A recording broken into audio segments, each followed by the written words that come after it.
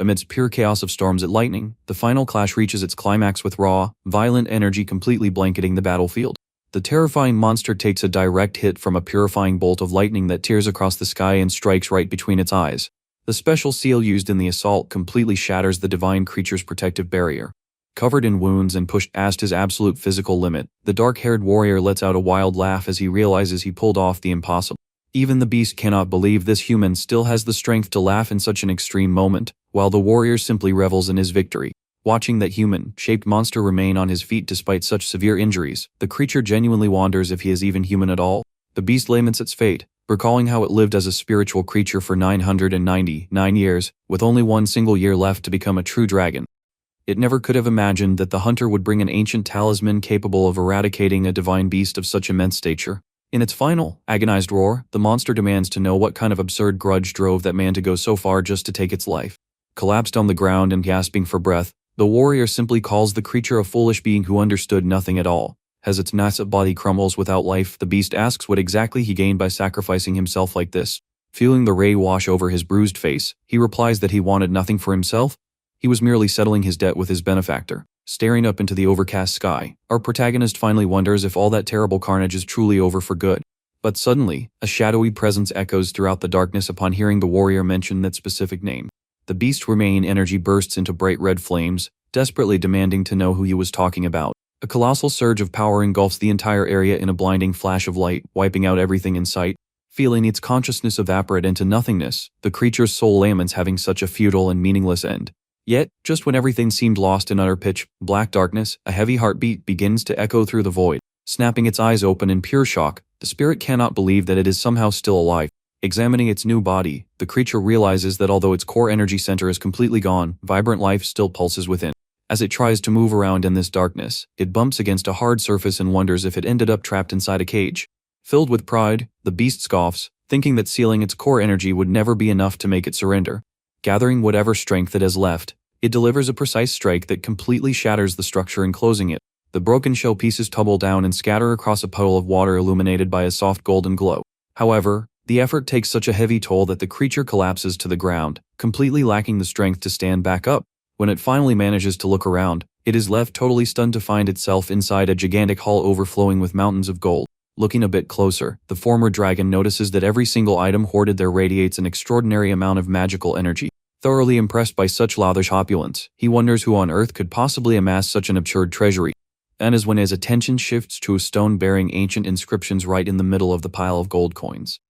Reading the engraved message, the words state that this place is dedicated to a little child who never got the chance to see the light of this world. Finishing the heartfelt wishes for eternal happiness, the creature realizes that the stone is actually a memorial marker for a little baby. Putting the pieces together, he finally understands that this luxurious hall was originally prepared to raise a child. Moved by the sorrowful story, our main character decides to offer a brief, silent prayer for the peaceful rest of that little soul. But the moment he brings a paw up to his face, he feels a fluffy, soft texture that leaves him utterly baffled. And when he finally catches on to his actual appearance, he discovers that he has turned into a chubby, adorable little creature with tiny wings. Staring it into her little paws with soft pink pads, the once legendary being goes into absolute shock seeing just how short they are. To make this nightmare for his dignity even worse, his belly is so round and chubby that he looks like a little ball. When he touches his reflection in a shiny gold coin, he nearly loses his mind seeing how microscopic he has become. Squeezy sheeps in shoe disbelief, the former dragon flat out refuses to accept that he was reborn as such a tiny creature. With no other choice, the little dragon plops down on the gold and accepts that this must be what humans refer to as reincarnation. Although he still does not fully grasp how on earth he ended up here, he knows he needs to adapt to his new reality. Determined to take action, our protagonist starts walking through the treasure in hopes of finding something genuinely useful. Observing the treasured swords and magical artifacts humming with power, he moaned this place had rather questionable taste. Stepping close to a pursed shield, he recognizes a petrification, bite-sight curse and dismisses it as completely cliché. Next, he nudges a golden artifact that curses its victim with eternal hunger, mocking yet another classic hex. Climbing atop a chest, he inspects a potion bottle that steals one's voice in exchange for legs, remarking that it barely even counts as a curse. Huffing a tiny wisp of smoke from his nose, the little dragon finds it odd to see so many ominous items gathered in such a bright room. Suddenly, the sound of something rolling captures his attention as a gleaming red gem comes to a halt right in front of him. Looking up to see where the stone fell from, the little dragon's eyes widen at what he discovers above. At the very top of the pile of riches, an intense sparkle shines over an unbelievable collection of legendary jewels and treasures. Gazing up from the floor, the little dragon stands utterly jaw-dropped before the literal mountain of riches rising high above him. He gets so caught up in the absurd amount of gold that he tosses all dignity aside and starts celebrating his massive stroke of luck. However, taking a closer look, he realizes that the red stone is no ordinary jewel, but an item deeply charged with magical power. Spotting a purple gem a bit further ahead, the little dragon senses a shadowy aura strikingly similar to the energy he wielded in his previous life. Without a second thought, he lunges toward the gem, determined to claim it for himself no matter what. The only problem is that the jewel is firmly locked inside a solid gold frame, which leaves our main character thoroughly annoyed. Pushing with all his might using his tiny paws, he notices that the golden structure is finally starting to loosen up. He channels all his energy into shaking the frame, completely dedicated to yanking his prize loose. Lying flat on his back amidst the coins, the little dragon pulls with so much force that he grumbles about how stubborn the metal is. Giving it everything in one final push, he lets out a little growl as the metal frame finally begins to give way. The gem breaks completely free, but the sudden momentum causes the little dragon to lose his balance right at the peak of the gold pile. Clinging to the purple jewel with all his strength, he accepts his impending tumble, firmly refusing to let go of his treasure.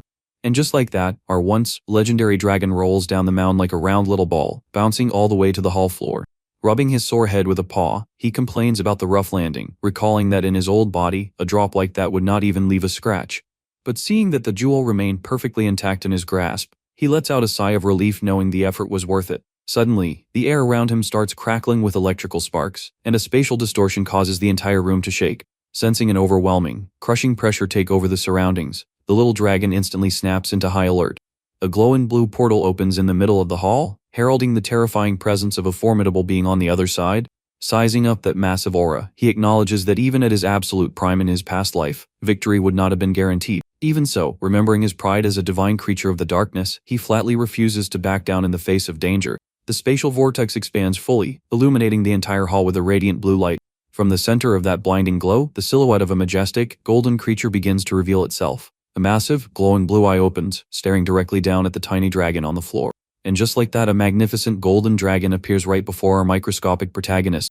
Assuming the giant is trying to intimidate him with its overwhelming presence, our hero braces himself to face the beast head-on. Determined not to bow his head, the little dragon opens his mouth, ready to give back just as good as he gets. Channeling all of his fierce intent, he attempts to let out the most terrifying and ferocious roar of his life. But golden dragon simply tilts its head in response, looking completely puzzled. After all, instead of the fearsome roar, all that came out of our hero's mouth was a ridiculous little squeak followed by an adorable sneeze. Seeing that, the golden dragon gently scoops up the tiny fellow with absolute care, realizing he is merely a newborn. Assuming the little one is trembling out of pure fright, the legendary creature speaks in a soothing tone to calm him down. Little does it know, our main character is only shaking from sheer embarrassment and humiliation after making such an awkward impression. Reassuring him that there is nothing to fear, the golden dragon decides to change form so as not to startle him any further. Within seconds, the creature shifts into a stunning blonde woman, cradling him in her arms with immense tenderness. She introduces herself as Christina, leaving the little dragon completely taken aback by such pure gentleness. Kneeling down on the floor with him, Christina notices that the little one has not eaten yet and asks if he is doing all right. Putting on a tough front, our protagonist thinks that as a former divine beast, he could easily go an entire month without food and be totally fine. Yet, right at that exact moment, the little dragon's stomach lets out a loud rumble for everyone to hear. Turning bright red with embarrassment, he panics, wondering why on earth his own body is betraying him like this. The poor fawn tries his best to maintain his dignity, but his chubby little belly simply will not stop growling. Realizing that newborn instincts are overpowering his rational mind, our hero tries to keep his composure while she reaches for something in her robes. Without wasting a second, Christina pulls out a bottle filled with warm milk and removes the cap to feed the little one. She offers the bottle with a sweet smile, showing that she came fully prepared to care for the newborn. Warm steam begins to rise from the milk, spreading a sweet, irresistible scent through the air. Catching a whiff of that wonderful aroma, our little dragon's snout starts twitching all on its own. With his mouth watering, he recognizes the scent instantly and realizes it is fresh milk. He still tried to take his strap back, torn between his mighty dragon pride and the overwhelming urge to drink it up. Our hero does everything he can to resist, debating whether he should keep his cool and turn down the food. When with his hesitation, Christina makes a move to pull the bottle back, saying she will take it away if he does not want it. Seeing his warm milk slipping away, the little dragon goes into full panic mode, instantly forgetting every shred of his pride. Watching the milk retreat, our protagonist loses all control, lunges straight for the bottle, and clutches it with all his might. Completely discarding his grand persona, he begins chugging the milk in a single breath while Christina chuckles at the sight. Gulping down the warm drink, our hero is stunned by how something as simple as milk can taste so unbelievably good. With tears of pure bliss in his eyes, he surrenders completely, admitting that this is the most delicious thing he has ever tasted. Watching the little one devour every drop, Christina asks if it tastes good, leaving him slightly embarrassed for losing his cool. Shortly after, the woman extends her hand warmly and presents a proposal to the little dragon. She invites the little one to leave that enclosed hall and come along with her out into the grand world outside. Christina promises that the outside world is filled with delicious treats and countless incredible adventures waiting just for him. Our protagonist does not catch every single word, but he gets the core messages she's inviting him to come along. Thinking quickly, he concludes that she does not seem like the type to harm him, and staying trapped in a room full of gold achieves nothing. On top of that, he recognizes that his newborn body is far too fragile and truly needs a strong guardian to survive. Picking up the purple gem from the floor, he makes up the excuse that he is not just tagging along because the milk was delicious. Accepting the invitation, the little dragon waddles behind her and gently tugs on the hem of her dress so he will not be left behind. Seeing that precious display, Christina turns around, scoops the little one into her arms with the utmost care, and welcomes him to his new home. She hugs the little one tightly against her chest, overwhelmed with emotion, and thanks him from the bottom of her heart for being alive and safe. Our hero is quite surprised to see such a powerful woman crying and expressing gratitude simply because he exists. Though he finds the moment a bit awkward, he admits her warmth feels nice, while quietly remembering the little child who was lost here. After all, he knows very well that the original soul meant to hatch from this egg had unfortunately passed on. Trying to lighten the mood, the little dragon holds out the purple gem to her, prompting Christina to ask if that is a little gift for her. To bring comfort to his new guardian, our hero rubs his head against her cheek, fully determined not to let her feel sad. The woman completely melts at the affectionate gesture, showering the little one with affection for being such a precious darling. And so, carrying the little dragon safely in her arms, Christina walks toward the bright light to lead him into his new life. Looking back over her shoulder, our protagonist decides that he will be deeply grateful for this second chance he has been given. He offers Wildfile's silent prayer for the original child's soul, wishing it peace and serenity in its next journey. But as for himself, our hero vows that in this new life, he will never meet a pathetic end again and will become strong enough that no one can ever harm him. He promises himself that he will take full advantage of every opportunity this world has to offer to reclaim his ultimate power. An entire month passes since that day, and now our hero lives in pure comfort, resting on a soft bed filled with plush pillows. Lazily opening his eyes in the morning light, the little dragon begins waking up to a brand new day. He lets out a satisfying yawn and stretches out across the palace bed just like a cozy little kitten. Sitting up in a meditative pose, he reflects that a full month has already gone by, and although this body felt strange at first, everything has changed. With each passing week, our hero has completely adapted to his youthful, energetic form. He even notices that Wiana gathers naturally around his heart without him needing to force its flow at all. At first he found it unusual, but after watching Christina cast spells, he realized that magic functions quite differently in this world. Thanks to that natural harmony in his chest, our hero can focus all his training on cultivating his lower energy center. Besides staying in a palace where the mana is extraordinarily pure, the environment is absolutely perfect for his growth. His clean, newborn vessel makes everything ideal, yet there is one tiny detail that keeps disrupting his peace of mind. The little dragon opens his eyes in annoyance as he remembers the single issue troubling his daily routine. And that issue is a tiny floating orb of light that refuses to leave his side no matter what. It happens to be an odd guardian spirit that watches every single step the little one takes. Poking the flying informant with his paw, our hero indignantly wonders if this thing ever goes to sleep. As it turns out, Christina was worried about leaving the little one alone and summoned this spirit specifically to act as his babysitter. Because of this constant surveillance, the little dragon cannot engage in any serious physical training without drawing attention. Every single time he tries to sneak quietly out of the room to train in secret. The tail spirit zips straight off to alert Christina, who comes rushing in with concern and completely ruins his escape plan. In any case, at least his internal energy continues to expand by leaps and bounds each passing day. With determination shining in his eyes, he decides that he now holds enough power to attempt a specific type of spell. Our hero begins gathering his aura in an attempt to cast a short-range teleportation spell and vanish from the room. He reasons that it is far too early to pick a fight with the guardian spirit, so slipping away would be much easier. Even so, he knows he needs to deal with this floating watchdog as soon as possible to gain his true freedom. To make matters worse, as he tries to chant the incantation, all that escapes his mouth is an adorable squeak, proving his baby mouth cannot handle complex spells yet. The little dragon tries everything he can, but only manages a silly little squeak, accepting that he will not be casting spells until he grows a bit more. On top of that, the guardian spirit begins mimicking and teasing his cute noises, making our hero nearly turn red with embarrassment. But suddenly, he senses a powerful and very familiar flow of mana rapidly approaching. It is Christina arriving with a radiant magical presence, asking in the sweetest voice if the little one behaved nicely. Instantly, our hero shifts his attitude, does a cute little hop, and rushes toward her the moment he realizes it is mealtime. Christina thinks he ran over just to show affection, but our main character makes it crystal clear in his own head that he is only here for the food. The woman asks if he wants some meat and gently opens his little mouth, only to notice that his teeth have not fully developed yet. The little dragon nods his head enthusiastically to say he definitely wants meat, and Christina giggles, praising just how clever he is. She calls him the smartest little creature she has ever seen, while our hero feels quite proud of himself.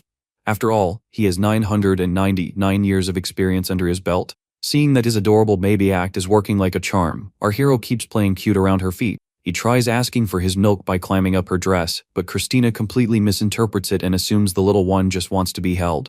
Even with his patience running thin, our hero lets out a sweet sound and allows himself to be cuddled, knowing it is crucial to keep her in a good mood.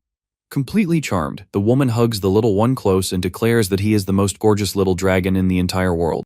Looking at the hungry look on his face, she finally realizes that she nearly forgot to serve him his meal. Christina hands over the bottle of warm milk, and our hero grabs it with his eyes practically glowing with joy. Gulping down the entire bottle in a single go, he decides that going through all this baby acting is totally worth the reward. While desperately drinking his milk, the little dragon begins observing his guardian's behavior. Every time he is eating, Christina sits beside him on the floor and starts sharing everything about her day. Back in his past life as a solitary creature, he never cared to listen to anyone's little stories, but the situation here is entirely different. RJ Riwardo says that simply by having someone there to listen to her open up, Christina's smile becomes much brighter and more genuine, showing that she feels genuinely relieved. As a bonus, by listening to her daily chats, our hero has picked up the human language fluently and gathered plenty of information about this world. Wrapping up her story, the woman looks right into the little one's eyes and calls out to him in a warm, affectionate tone. She asks if he has finished his milk and prepares to make one more little request of the little dragon. Christina clasps her hands together with sparkling eyes and sweetly asks him to do something adorable for her. Our hero sets the bottle down and grumbles on the inside that a 1,000-year-old sacred being should never sell out for a sip of milk. Yet a second later, he strikes the most adorable pose possible while letting out a squeak, internally scolding himself for giving in so easily. He tries to fool himself into thinking he is only doing this to return the favor for such a wonderful meal. Christina looks utterly overjoyed and gently pets him, leaving our hero feeling content, yet slightly nostalgic. Resting on her lap, our hero admits that he simply cannot bring himself to be cold or rude to someone who takes such wonderful care of him. The woman continues stroking his head, wishing from the bottom of her heart that he finds true happiness in this life. Hearing those words filled with pure, heartfelt warmth, the little dragon is forced to soften up. He recognizes that Christina is a genuinely pure and kind-hearted person, exactly as she proves with every single gesture. Since he never experienced this kind of affection in his previous life, our hero finds himself unsure of how exactly he should repay her. That feeling reminds him of a very distant conversation he had hundreds of years ago in his past existence. Back then, while he was still a creature traveling in human form, he had spoken with a 9-tailed fox girl. The fox girl looked straight at him and asked if he was truly happy spending his entire life doing nothing but training to become a dragon. Since he could not find an answer, she called him silly, while he simply maintained that they just had completely different goals. The fox kept teasing him, leaving our protagonist rather annoyed by her sheer boldness. Looking deep into his eyes, the girl asked if, in his entire lifetime, he had ever truly felt what genuine happiness was. She bluntly pointed out that he did not even know what it felt like to be genuinely loved or cherished by someone. He scoffed, claiming that a being destined to ascend has no need for such trivial things, but the fox only giggled at his cold demeanor. He countered by asking why she, who was on the verge of becoming a 10-tailed fox, cared so much about such mundane matters. But the girl's answer left our warrior in absolute shock when she revealed her true deepest wish. She stated with absolute calm that she planned to give up everything just to become an ordinary human. With her eyes shining with affection, the fox revealed that she had found a human who truly loved her for who she was, fully aware of her nature.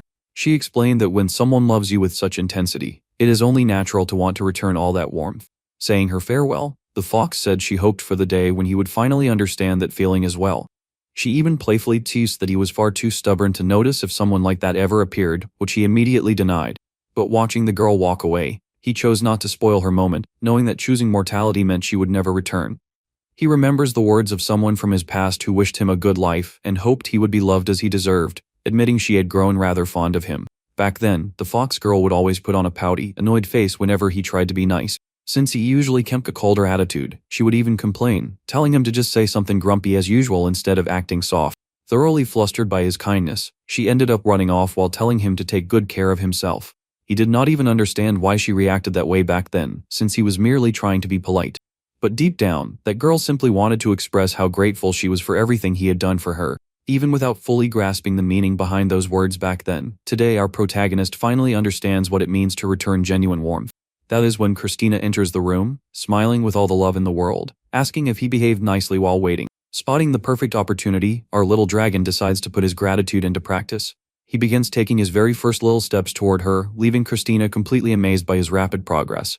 His plan was simple. By showing that he is already growing up, maybe she would get rid of that hovering light orb and stop treating him like a helpless newborn. However, witnessing such an adorable sight, Christina gets so emotional that she is brought to the verge of happy tears. Before he can even process what is happening, she swoops in toward him in the blink of an eye. Christina pulls him into a super warm embrace, and our protagonist realizes on the spot that his idea did not go quite as planned. Setting the little one down on the floor, she remembers that she brought a special present and almost forgot to hand it over. Curious about what it could be, the little dragon pays close attention as she begins searching through her leather pouch. She explains that it is something very easy to eat, perfectly suited for a little one whose teeth have not fully come in yet. Christina pulls out the gift and excitedly reveals that she brought phoenix eggs. She shows the eggs nestled inside the pouch, explaining the origin of this special delicacy. Seeing the gentle energy glowing around the eggs, the little one watches very closely.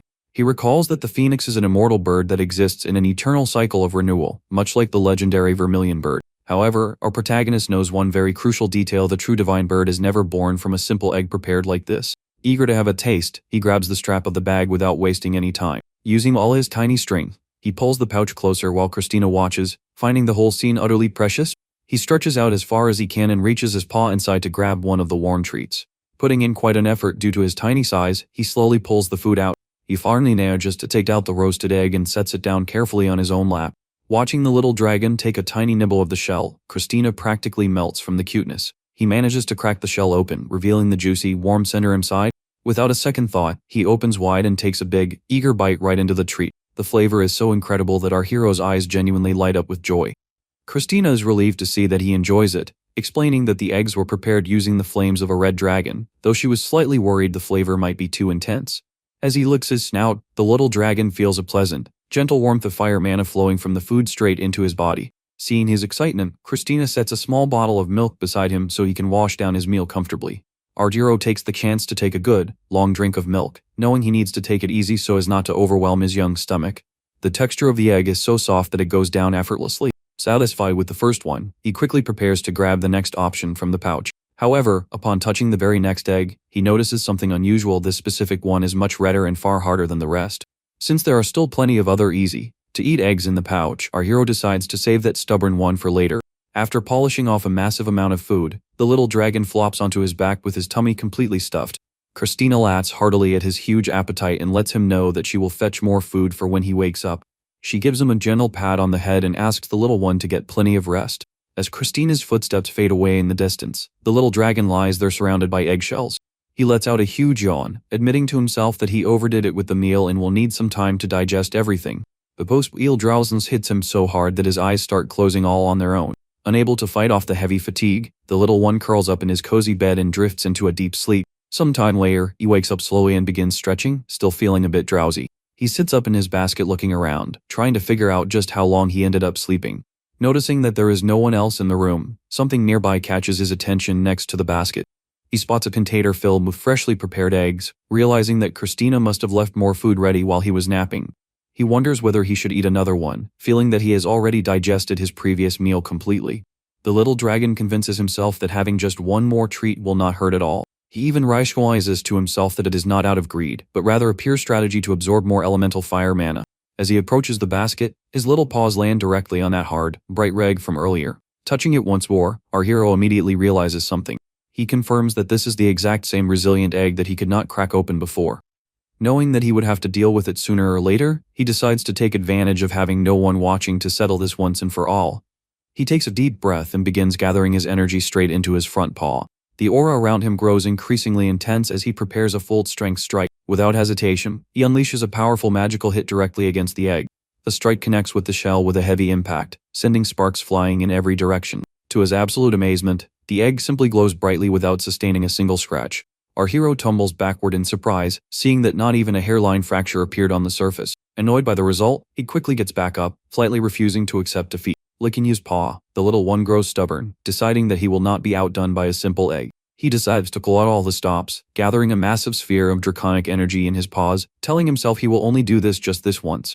The little dragon leaps into the air carrying that concentrated mass of power. He aims from above, ready to pour every single ounce of energy he has into this single blow. Letting out a true draconic roar, he unleashes the full might of his aura. He slams the energy sphere directly against the egg on the floor. The collision is so violent that it triggers a giant pillar of light, illuminating the entire room. After exhausting all of his energy, our hero lies flat on the ground, panting from exhaustion as he waits for the dust to settle. Seeing a large crack finally spreading across the shell, he sits up victorious, bursting with pride over his unstoppable might. Eager to enjoy his hard-earned reward after so much effort, he steps forward to dig in. Suddenly, the egg begins wiggling and cracking open all on its own from the inside, catching the little one completely off guard. The shell breaks apart entirely from within in the blink of an eye. Our protagonist's eyes go wide with confusion as he hears a tiny little chirp coming from inside. From within the shattered shell emerges an incredibly chubby, fluffy white chick wearing a piece of the shell like a tiny hat. The little dragon is left utterly bewildered, realizing he just hatched a living bird. The Chukwe snubs him and immediately starts rubbing affectionately against his paw, chirping with pure joy. Our hero tries to make sense of how on earth a living creature emerged from an egg that was supposed to be thoroughly roasted with dragon flames. As the little bird nuzzles against his cheek, the dragon begins sensing a very peculiar energy radiating from the tiny creature. A sudden realization makes our protagonist's eyes pop open wide. He notices that the bird's aura is a direct fusion of pure fire energy and his very own draconic mana. That is when the truth hits him. The powerful attack he used earlier was not deflected, but absorbed by the egg so it could hatch. Looking at the lively little bird, our hero collapses to the floor as he realizes that all the power he painstakingly gathered was completely drained by this little guy. He feels like crying, remembering all the hard work it took to gather every single drop of that energy. While the little bird chirps non-stop with boundless excitement, the dragon can only stare at the scene with a look of pure defeat. The little chick does not care one bit about his grumpy face and snuggles right underneath his chin. Gently patting the creature's head, our hero wonders why it is so attached and if all divine birds behave this way. Suddenly, a thought about avian behavior crosses his mind. He starts to wonder if the chick went through the process of imprinting, assuming the dragon is its mother simply because he was the very first thing it saw. Remembering a legend about a divine bird with similar traits, he decides to test this theory right away. He begins walking across the room, and the little bird follows right in his exact footsteps just behind him. When the dragon speeds up his pace, the little bird runs with all its tiny might so it will not fall behind. He decides to walk in circles, and the little chick keeps chasing after him in loops without the slightest hesitation. Panting with fatigue, our hero confirms beyond any shadow of a doubt that this is genuine imprinting. Completely out of energy and thoroughly exhausted, he hops onto the table so he can rest away from the clingy little bird. Looking down, he sees the chick flapping its tiny wings in a panic on the floor, unable to fly up to the table yet. Far too tired to care, our hero lies down to sleep, deciding to let the little one manage on its own for now. From atop the table, our hero hears the birds chirping down below, slowly growing fainter and fainter. Taking a closer look, he notices several tiny drops hitting the floor and realizes what is happening. To his absolute astonishment, the little chick is literally crying a river of tears on the carpet from being left behind. Even though he was upset about losing all his energy to the tiny creature, the little dragon cannot help but feel a pang of guilt in his chest. Right at that moment, Christina walks into the room carrying a large basket filled with steaming, warm roasted eggs. She remarks with a smile that she tried to return as fast as possible so the little one would not stay hungry. Opening the door, she affectionately calls out for her baby dragon. Noticing the scattered shells and hearing soft little sounds, she figures he devoured the meal and simply fell asleep. However, taking a look at the basket, Christina is caught completely by surprise. She finds the little dragon sleeping peacefully while the fluffy white chick is curled up right on top of him, purring softly along. Watching the scene in disbelief, she immediately deduces that the bird must have hatched from the divine egg. The little bird slowly opens its eyes and lets out a gentle chirp. Sensing Christina's presence, the tiny creature stands up protectively on top of the dragon's head and stares down the woman. Christina's eyes widen at the newborn creature's fearless attitude. The little bird wraps its body in a fiery aura to defend the slumbering dragon. Sizing up the situation, she notices that despite sensing the dark presence of a dragon, the newborn bird shows not a single hint of fear and stands guard over its companion. Christina recalls that the phoenix is a sacred bird of flame that dwells within the very garden of the gods. Seeing such a divine creature guarding the last black dragon makes her feel as though she is witnessing the unfolding of a destined future. The only slight issue for her is that the bird is being so protective that it will not let anyone near the little one, and she would never dream of using force against something so tiny. Suddenly, our hero wakes up and grabs the little bird by the tummy without any hesitation. He lets out a big yawn, still feeling rather sleepy. Holding the bird against his chest, he gives it a gentle scolding, telling the little one not to be rude to the person who helped him. Next, the little dragon looks at Christina and asks why on earth a living bird came out of a roasted egg.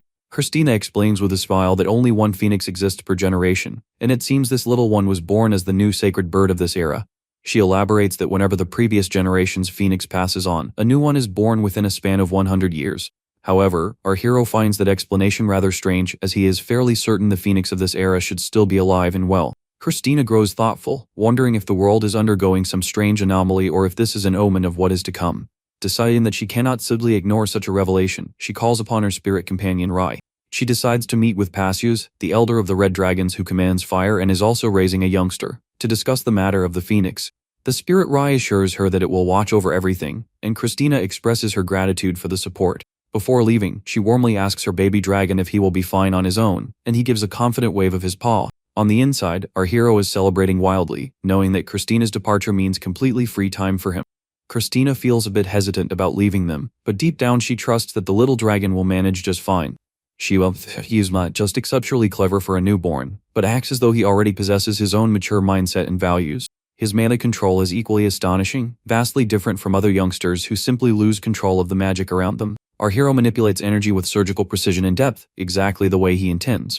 Christina thinks back to her master, recognizing that this little dragon goes far beyond the level of an ordinary prodigy. She recalls the note her master handed her the egg in the past, wondering if he did something special to the dragon beforehand. Nevertheless, she decides to brush those doubts aside, knowing that the past matters very little right now. What truly matters to her is that, at this moment, she is his guardian and guide, promising to return very soon. Just as she seems ready to leave, Christina pauses in her tracks and turns around once more. She mentions that Elder Pasius' young dragon is also considered an absolute genius. She suggests that this other youngster might end up becoming a tremendous help to him in the future. She smiles, picturing that the two young dragons might even become great friends. She instructs her spirit Rai to notify her immediately if anything out of the ordinary happens. Leaning down affectionately, she asks her baby dragon to stay close to Rai while she is away. Our hero can only stare back with a bored expression, wondering why on earth she has not taken off already. Taking advantage of the final seconds, Christina cannot resist gently squishing the little one's soft cheeks. To make the little dragon feel even more awkward, she plants a warm, loving kiss right on his snout. Our hero turns completely red with embarrassment at the gesture, while Christina giggles and says goodbye, promising to return as quickly as possible. Looking around the nursery, our hero finally confirms that Christina has truly departed. He clenches his paws tightly, celebrating that his long-awaited moment has finally arrived. The little dragon raises his arms and cheers with pure joy, celebrating his sweet taste of freedom. He climbs out of the cradle, thinking that lying around there all day is impossible for someone who is not an actual baby. Furthermore, he grumbles that with Christina around, there were far too many rules and he could not even train properly. Our hero decides that there should be no harm in doing a little exploring around the area on his own. The little phoenix stays glued to his side, chirping cheerfully with every single step. The little bird looks up at him with sparkling eyes, prompting the dragon to ask it not to look at him like that. Having no patience to watch the bird trip over itself behind him, our hero scoops up the chick without a second thought. He gently tosses the tiny creature up and balances it comfortably right on top of his head. He figures that letting it hitch a ride up there is far better than having it stumble around on the floor. Accompanied by Rai, the spirit of light, he marches firmly toward the grand exit doors. As he approaches, he calculates that he can easily reach the doorknob with a solid jump. The little one wiggles his tail, builds up momentum, and prepares to take the leap. He leaps high into the air and successfully grabs hold of the handle. However, as he tries to turn it, he confirms that the door is firmly locked shut. Looking at the spirit Rai floating so calmly, he understands why the creature looks so relaxed. Our hero flashes a sly smirk, remembering that he is no ordinary youngster. Channeling his mana directly into his paw, he easily triggers the internal lock mechanism. The massive door slowly glides open, and the little dragon celebrates the success of his mini breakout. Taking his first steps outside, he stays alert to see how the spirit Rai will try to stop him. He assumes the floating light will trigger some sort of alarm to notify Christina immediately. However, to his absolute surprise, the spirit's reaction is completely unexpected. Rai nods approvingly, granting him full permission to take a stroll. Our hero scratches his head, unable to fathom why the spirit became so helpful all of a sudden, but decides to take full advantage of the opportunity. With no obstacles in his path, he pushes past the main doors and prepares to explore the outside. For the very first time in this life, he beholds the light of the world beyond the nursery. Stepping into a monumental hallway lined with massive pillars, he is genuinely awestruck by the sheer scale of the palace. Our hero finally understands why they did not bother stopping him from leaving. They knew full well that a little one crawling on foot could never make it very far in a place so colossal. Moving along slowly, the dragon realizes that it will take an eternity to explore everything without using teleportation magic. That is when he flashes a clever grin, revealing that he had already prepared for this exact scenario. He begins gathering mana into his paws, recalling the precise flow of power he observed earlier. Replicating the teleportation technique he watched Christina perform, he pulls together the necessary energy. The surrounding mana responds flawlessly to his commands, allowing him to sense the entire layout of the area. While the spirit Rai floats there in absolute shock, our hero selects the exact coordinates for his jump. Seeing Rai attempt to move to stop him, the little dragon knows it is already far too late. He scoffs, noting that the spirit was a second too slow, and activates the spell. A massive magic circle illuminates beneath their feet, triggering the teleportation in the blink of an eye. In a flash of light, the three of them reappear right in the middle of the open sky, high above a lush mountain forest. Taking in the breathtaking scenery of the outside world, our hero admires the view from above. As he drifts through the air, he begins reflecting on how completely different this world is from his past life. Only then does he realize one crucial, tiny detail: he is currently in a direct free fall toward the ground. He recalls that he intentionally chose to teleport into the open air to avoid getting stuck inside a wall, while the little bird flaps its wings frantically trying to slow their descent. The little dragon lands flat on the ground, creating a tiny crater in the dirt. Lying on his belly, he laments being too low to unfold his wings in time, but feels satisfied that he managed to bring both companions along safely. Looking over to the side, he spots the spirit Rai flying in frantic circles in sheer panic. Our hero sits up on the grass, wondering what all the fuss is about, considering Christina always made teleportation look like the simplest thing in the world. That is when another very important realization dawns on him. He realizes that normal young dragons cannot use teleportation magic, which is why Christina only left a single spirit to watch over him. Watching the spirit Rai completely lose its composure, our hero frantically wonders how he is going to smooth over this mess. He lets out a heavy sigh, feeling a headache coming on. The little dragon realizes that since he cast high-tier magic right in front of the spirit, there is no way left to hide his true capabilities. Deciding that overthinking will not solve anything, he tries to stay calm while the little bird chirps continuously beside him. He gives the little chick a gentle pat on the head to steady his own nerves. Our hero determines that his immediate priority is figuring out exactly where in the forest they ended up. Exploring the area, he discovers several glowing mana crystals scattered across the ground. He passes by a crystal clear stream teeming with fresh fish. The little one crosses a natural bridge formed by the massive roots of an ancient tree. To get a better vantage point of the area, the little dragon climbs up the trunk of a tall tree. He pokes his head out through the leaves at the very top of the canopy. The little bird pops up right beside him, letting out a cheerful chirp. Looking toward the horizon, our hero spots a very familiar landmark nestled between the mountains. He sees Christina's grand palace in the distance, fully protected by a massive magical barrier.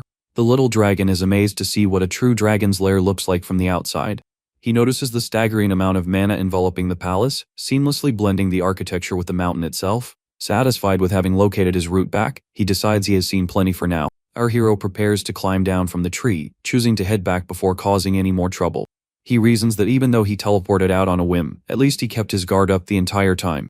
The little dragon pies to showcase his knack for teleportation to Christina, and demonstrate that he was smart enough not to wander off, hoping she will praise his talents, and maybe even help him train so he can grow stronger much faster. His only real concern is not overplaying his hand, so Christina does not grow suspicious of his adult awareness. He walks cheerfully through the grass, hoping that everything plays out exactly according to plan. Suddenly, his snout twitches as he catches a remarkably strong, concentrated scent drifting through the air. Guided by the aroma, the little dragon begins sniffing the ground in circles. Recognizing the distinct fragrance, he rushes eagerly toward a nearby bush. Parting the foliage, he discovers a rare plant bearing bright red berries. It is a wild ginseng, known in ancient legends as a heavenly seed. He is left completely awestruck, realizing that the spiritual energy of a plant growing on a sacred mountain is on a completely different level. With his mouth watering, our hero realizes that this herb could easily help him recover all the mana he lost. He stretches out his paw, deeply tempted to devour the ginseng right then and there. But in the blink of an eye, the spirit Rai appears out of nowhere and blocks the little dragon's paw. Rai hovers protectively in front of the plant, preventing him from touching the herb. Our hero is thoroughly annoyed to see this little guardian getting in the way of his feast.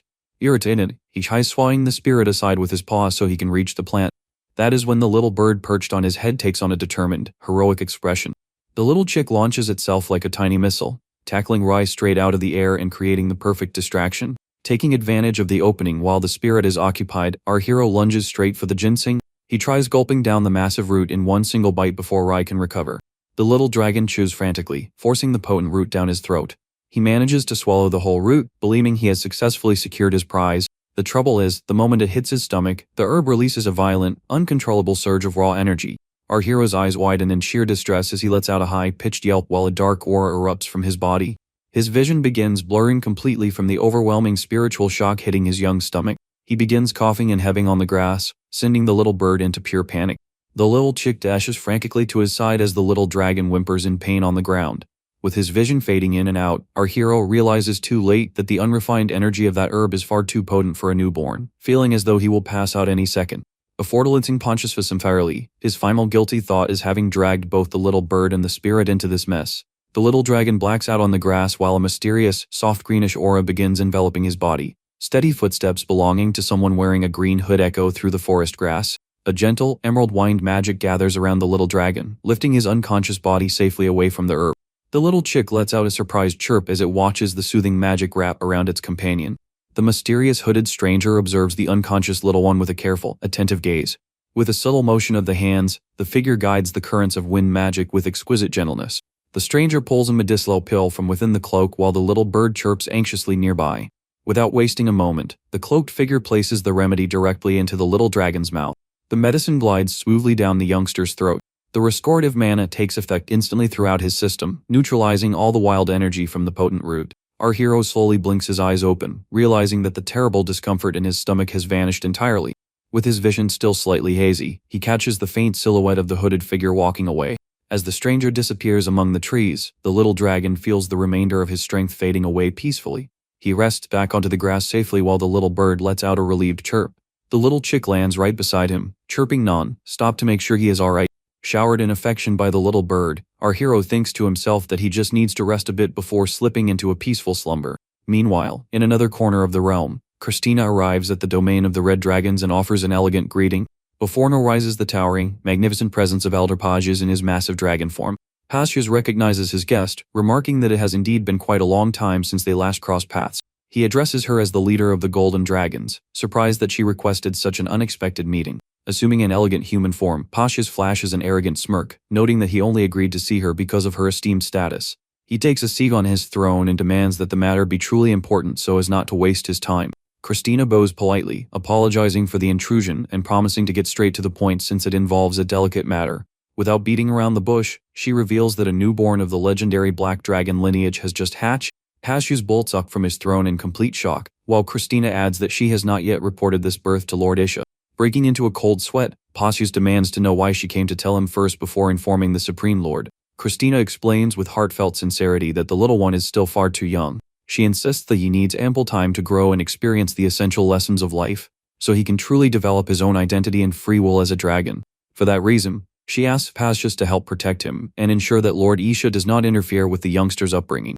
Pages remains skeptical of the proposal, questioning if a mere youngling is truly worth all this risk and trouble.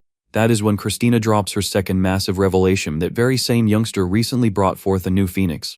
Pages is left totally stunned by the news, remembering that the phoenix of the previous generation has not even passed away, making the youngster's feat extraordinary. Slamming his fist under the throne, Pages realizes that if the Supreme Lord discovers this, he will undoubtedly try to control and brainwash the youngster.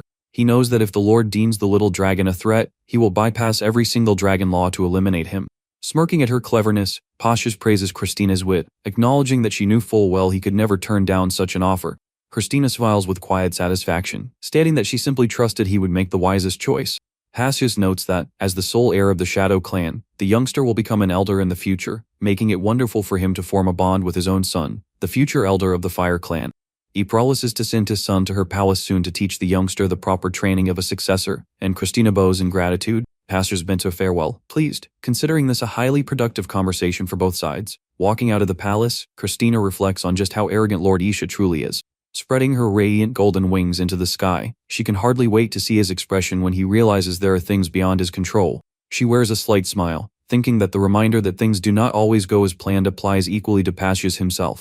She knows that Pages' son, Perdikian, constantly clashes with his father, so this meeting will be wonderful for the boy as well. Touching down near her domain, Christina prepares to head back to her baby dragon.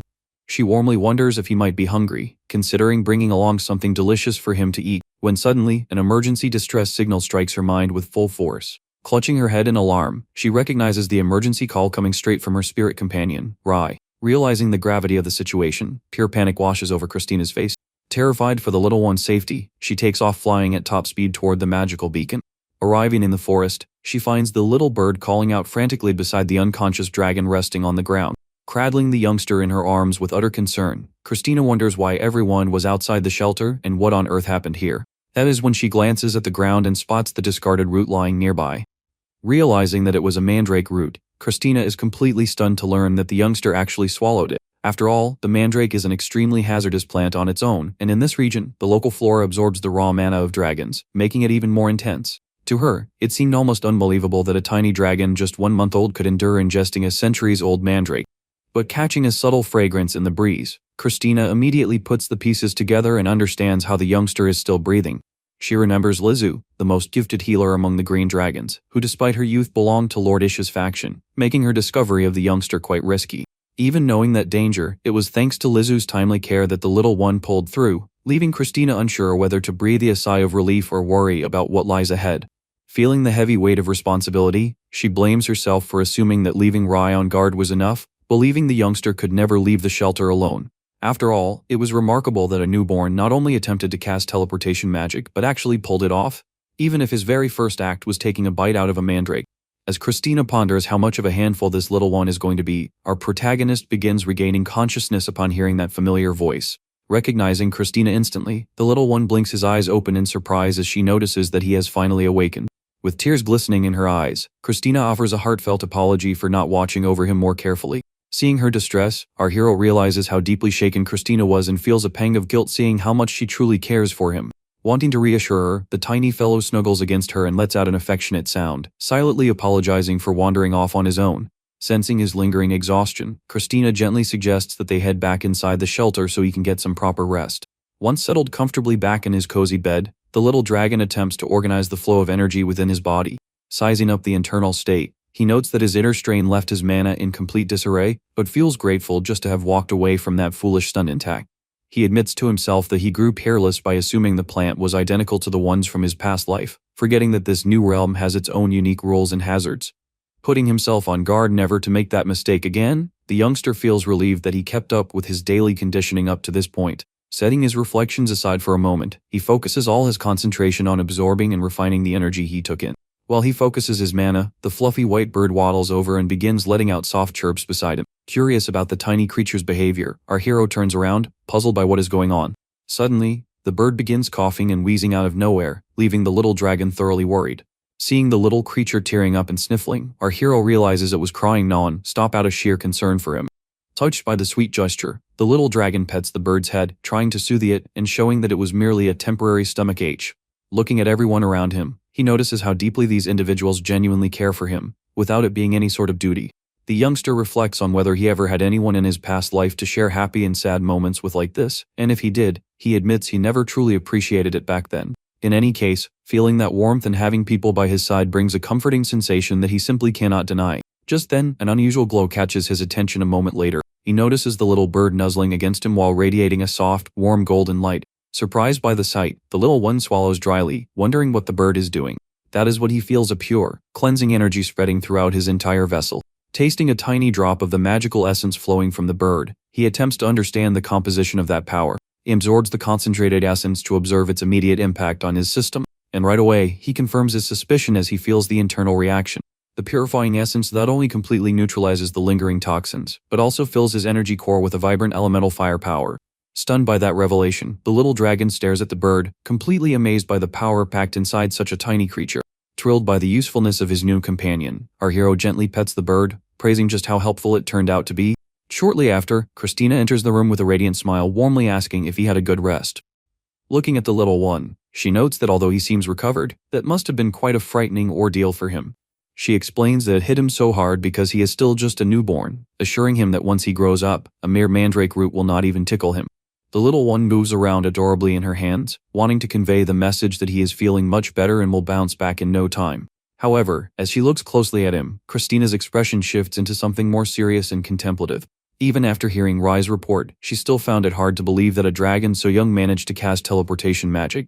And what impressed her most was the speed at which he recovered from his internal strain, something extraordinary even with Lizu's care. Christina recognizes that he is far too gifted to be raised like an ordinary youngster, fearing what might happen if Lord Isha ever learns of his existence. Sensing the heavy atmosphere, our hero finds her serious look unusual and tries to guess what is running through Christina's mind.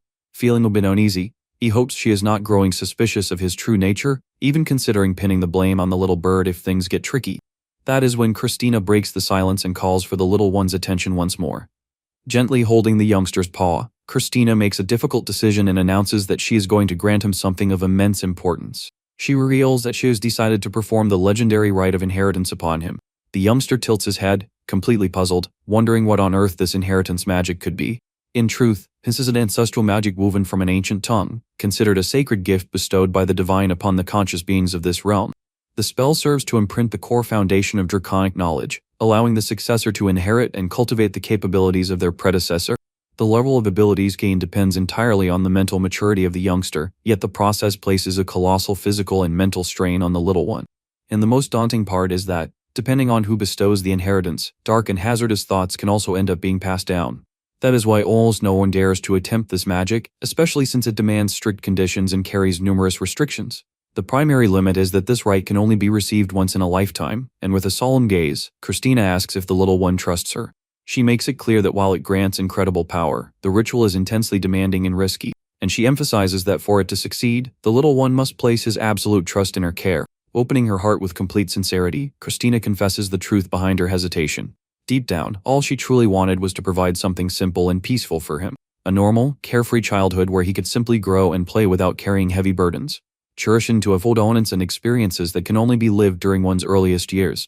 The youngster listens to everything in silence, realizing the true depth of Christina's affection for him. With the perspective of his past life, our protagonist understands the immense value of that feeling. He recognizes the warmth of her kindness, remembering that life, more often than not, can be far more demanding than one imagines. Sincere feelings and happy memories can easily be overshadowed by the harsh realities of the world. And by the time a person finally realizes how precious those moments were, they have already slipped away. It is only then that one looks back hoping to fill that void, even knowing it is far too late. Knowing that Christina would have preferred to keep things peaceful, but chose this path purely for his well-being, the youngster decides he will endure any challenge. A few days pass, and the time arrives to conduct the ritual in the center of the magic circle. An overwhelming column of golden light begins rising with tremendous force from the floor. The energy fills the entire room the moment the inheritance rite is finally set in motion. Instantly, the youngster feels the impact of that immense power and lets out a soft whimper. He feels that sharp, piercing mana flowing deep into the core of his vessel. Christina looks at him with a warm smile, trying to comfort him and asking him not to be afraid. With the room fully illuminated by golden runes, she announces that the true ritual is now beginning. Channeling her energy, she recites the formal incantation in the name of Christina L. Arcadia. The magic begins surging intensely, ready to pass on her life's knowledge and memories to the youngster. And with a steady motion, she formally channels the entire legacy directly into the youngster. Instantly, a massive torrent of information and mana is poured into the little dragon's body. The pressure is so crushing that he lets out a distressed sound from the initial shock. Our hero feels as though mountains of knowledge are being guided into his mind, pushing his nervous system to adapt to the absolute limit. Despite the intense strain, he holds his ground, knowing that if he endures until the end, all that knowledge and power will become his own. Gathering all the resolve of his soul, the youngster lets out a mighty roar, demanding to receive the full inheritance. The moment the rite concludes, the little one wobbles and collapses from pure exhaustion, while Christina asks in a faint voice if he is doing all right. Seeing no one or falter, she rushes frantically toward him. Scooping him into her trembling arms, Christina desperately pleads with him to open his eyes. With tears in her eyes, she hears the little one let out a faint murmur and calls his name. The youngster slowly opens an eye and softly mumbles Christina's name to ease her worry. Seeing that he is conscious, Christina smiles in pure relief, weeping with joy to see that he pulled through safely. Embracing the youngster with all the love in the world, she offers heartfelt thanks, recognizing how hard he pushed himself to the limit. Meanwhile, our hero lies there feeling rather drained, thinking that he came remarkably close to giving out under the sheer intensity of that ritual. Seeing that he needs to restore his energy, Christina mentions with a sweet smile that she prepared a special meal made just for him. The word food makes the youngster's eyes light up, getting super excited to enjoy a grand feast after surviving such an intense ordeal. However, when Christina presents the dish and tells him to dig in, our hero's jaw drops on the spot. Before him sits a bowl of strange purple broth with an intimidating dried root, which is actually a concentrated herbal tonic. Staring at that unbelievable concoction and then at Christina's bright smile, the little dragon is completely speechless, wondering how on earth he is going to swallow it. The youngster balks and tries to bargain for some eggs and milk instead of that bowl, but Christina refuses right away, explaining that it would ruin the remedy's effect. To persuade the little one, she promises to give him a sweet candied apple if he cleans out the bowl. See all the care she put into preparing it, our protagonist swallows his pride and reminds himself that, after all, he is not an actual child. He figures that if he could stomach a wild mandrake root, a bitter herbal tonic should be nothing in comparison. Gathering his courage, the youngster takes a huge bite of the root and swallows it down in one go. Yet, the instant the flavor hits his tongue, the little one's eyes pop open in absolute shock. The taste is so overwhelmingly bitter that the youngster lets out a dramatic cry, tearing up from the flavor. Christina sympathizes with his struggle, but gently insists that he must finish the entire portion to fully recover. Watching the little bird receive delicious treats while he has to drink that awful tonic, the youngster begins to wonder if this is some sort of test. Driven by a mix of frustration and envy, he gulps down the rest of the tonic in a hurry, eager to get it over with so he can eat real food. The moment he finishes, Christina praises the little one and hands over the sweet candied apple to wash away the bitter aftertaste. Savoring the sweet treat, the youngster finally feels like he has come back to life, relieved to be rid of that awful flavor. While enjoying his dessert, he hears the little bird let out an inquisitive chirp beside him. Our hero pets the bird gently, reflecting on the initial doubts he had regarding the creature's true intentions. But he feels relieved seeing that, in the end, everything worked out wonderfully and they are completely in sync. Suddenly, Christina remembers an important detail and mentions that they will soon receive a visit from another youngster.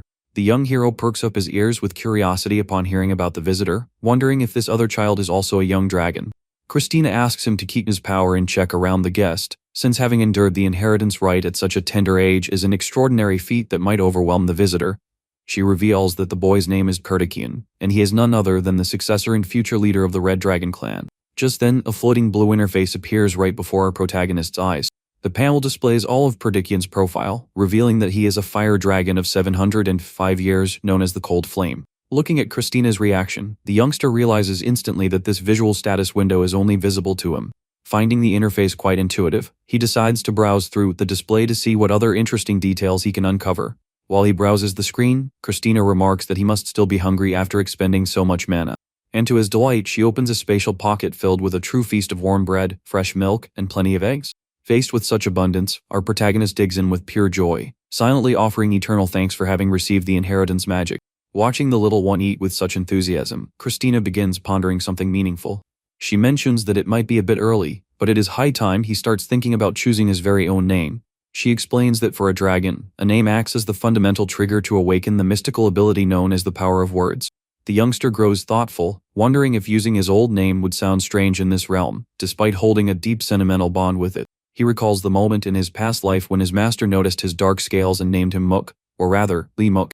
His foremaster used to say that a serpent is a legendary creature that ascends into a true dragon after 1,000 years, and though small in the beginning, one day it would become a being capable of standing above the world, encouraging little Lee Mook to fight to survive. Although so many years have passed that he can barely recall his master's face, that name carried a meaning far too precious to ever forget. Noticing the youngster's hesitation, Christina gently pats his head and tells him there is no need to rush his decision. Next, she is genuinely impressed to see how clear and flawless his telepathic communication is, asking if it places too much strain on his little body. Our hero replies through telepathy that it is actually a relief to communicate properly, while Christina proudly murmurs that her little one is a true genius. Looking at the fluffy white bird beside him, the youngster thinks that he also needs to give a proper name to his tiny companion.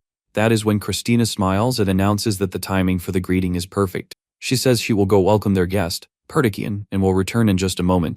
But before stepping out, she turns around and asks if they would like to come along to meet the new guest. The youngster reasons that seeing another young dragon would be the perfect chance to gauge the standard of power in this world. Choosing to tag along, the youngster remembers that he had been looking into this world, but nothing impressed him more than Christina's own background. Her status display reveals that she is a legendary golden dragon over 3,300 years old. She was the leader of the Golden Dragon clan, a candidate for Dragon Sovereign, and a renowned peacemaker during the historic conflict between Celestials and Fiends. All in weight of Christina's standing, someone at the absolute pinnacle of this realm. Our hero cannot help but wonder how such a colossal, legendary figure ended up acting as his personal guardian. Upon arriving in the Grand Hall, Christina greets their guest, and our hero directs his full attention toward the young fire dragon.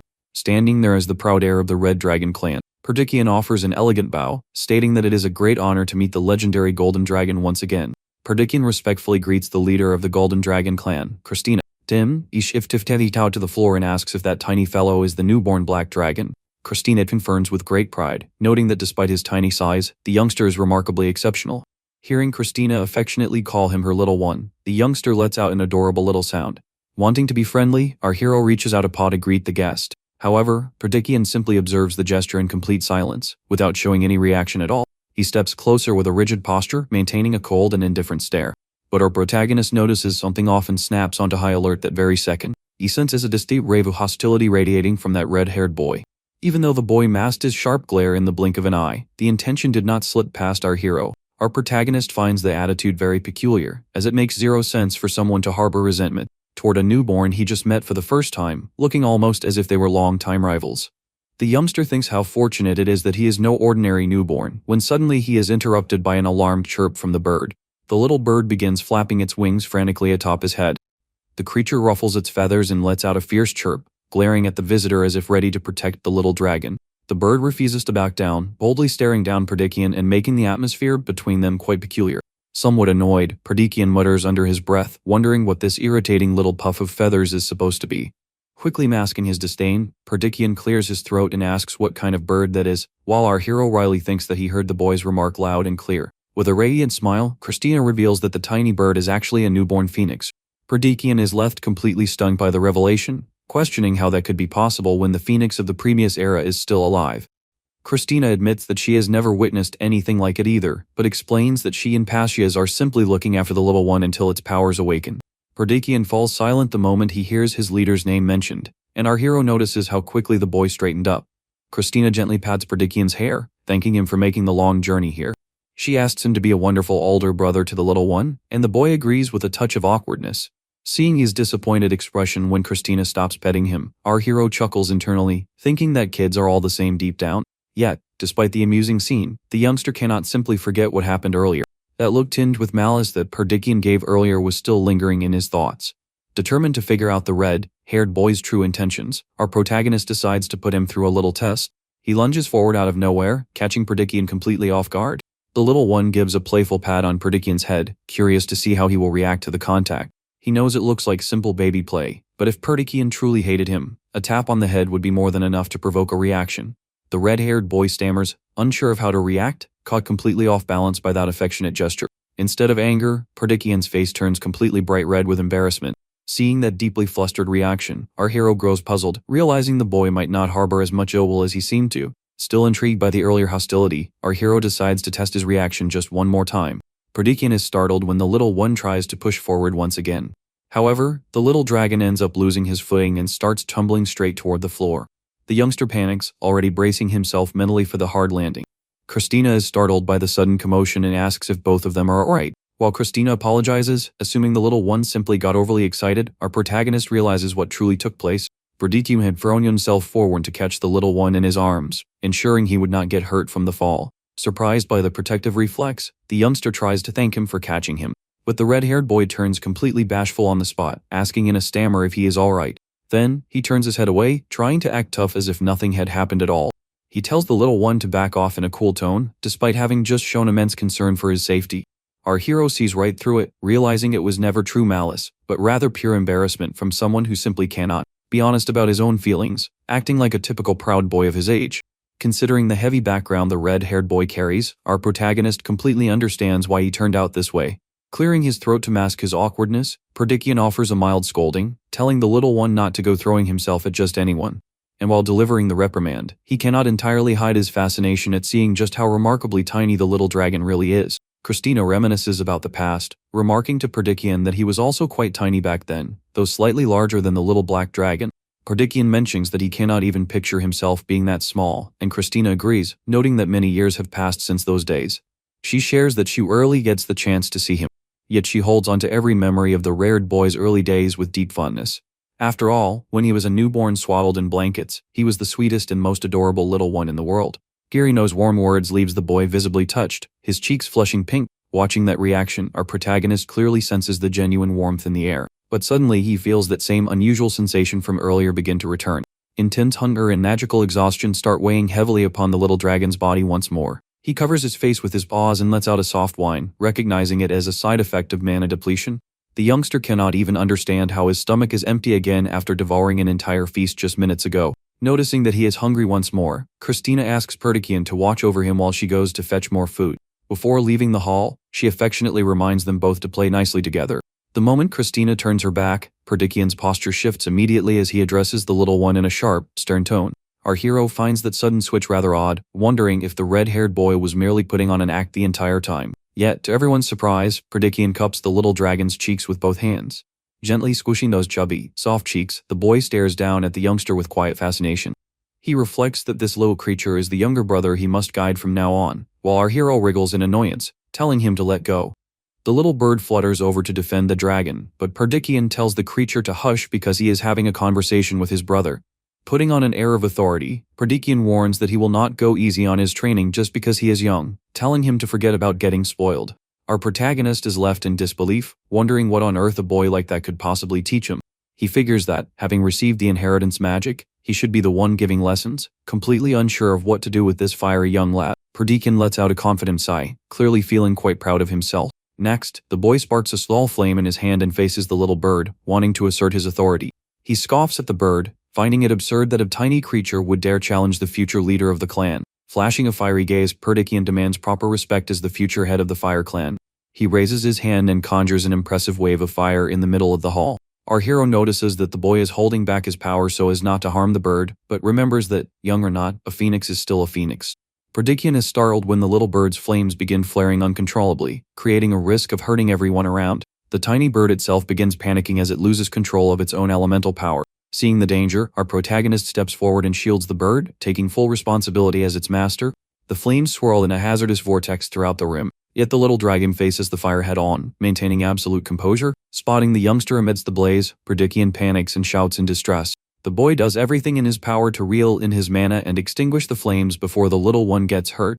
Our hero knows that no matter how important the guest is, he is under the direct protection of the legendary Christina. If anyone dared try to harm him inside this shelter, they would not merely be cast out, but would face the supreme fury of the Golden Dragon. He knows full well that as gentle as Christina may seem, she is a truly formidable force of nature. To our protagonist, this red-haired boy was stepping out of line and needed to learn how to behave properly. Perdikian still tries to act tough, claiming the youngster is just protecting his little pet, proving he has not learned his lesson. The boy straightens his cloak and claims he will have to teach the little one a lesson, making our hero wonder what kind of upbringing the elders gave this child. For a brief second, the youngster wonders if he should simply ignore it and pretend to be an ordinary child. But he changes his mind instantly, deciding he cannot let this slide since they will have to spend so much time together.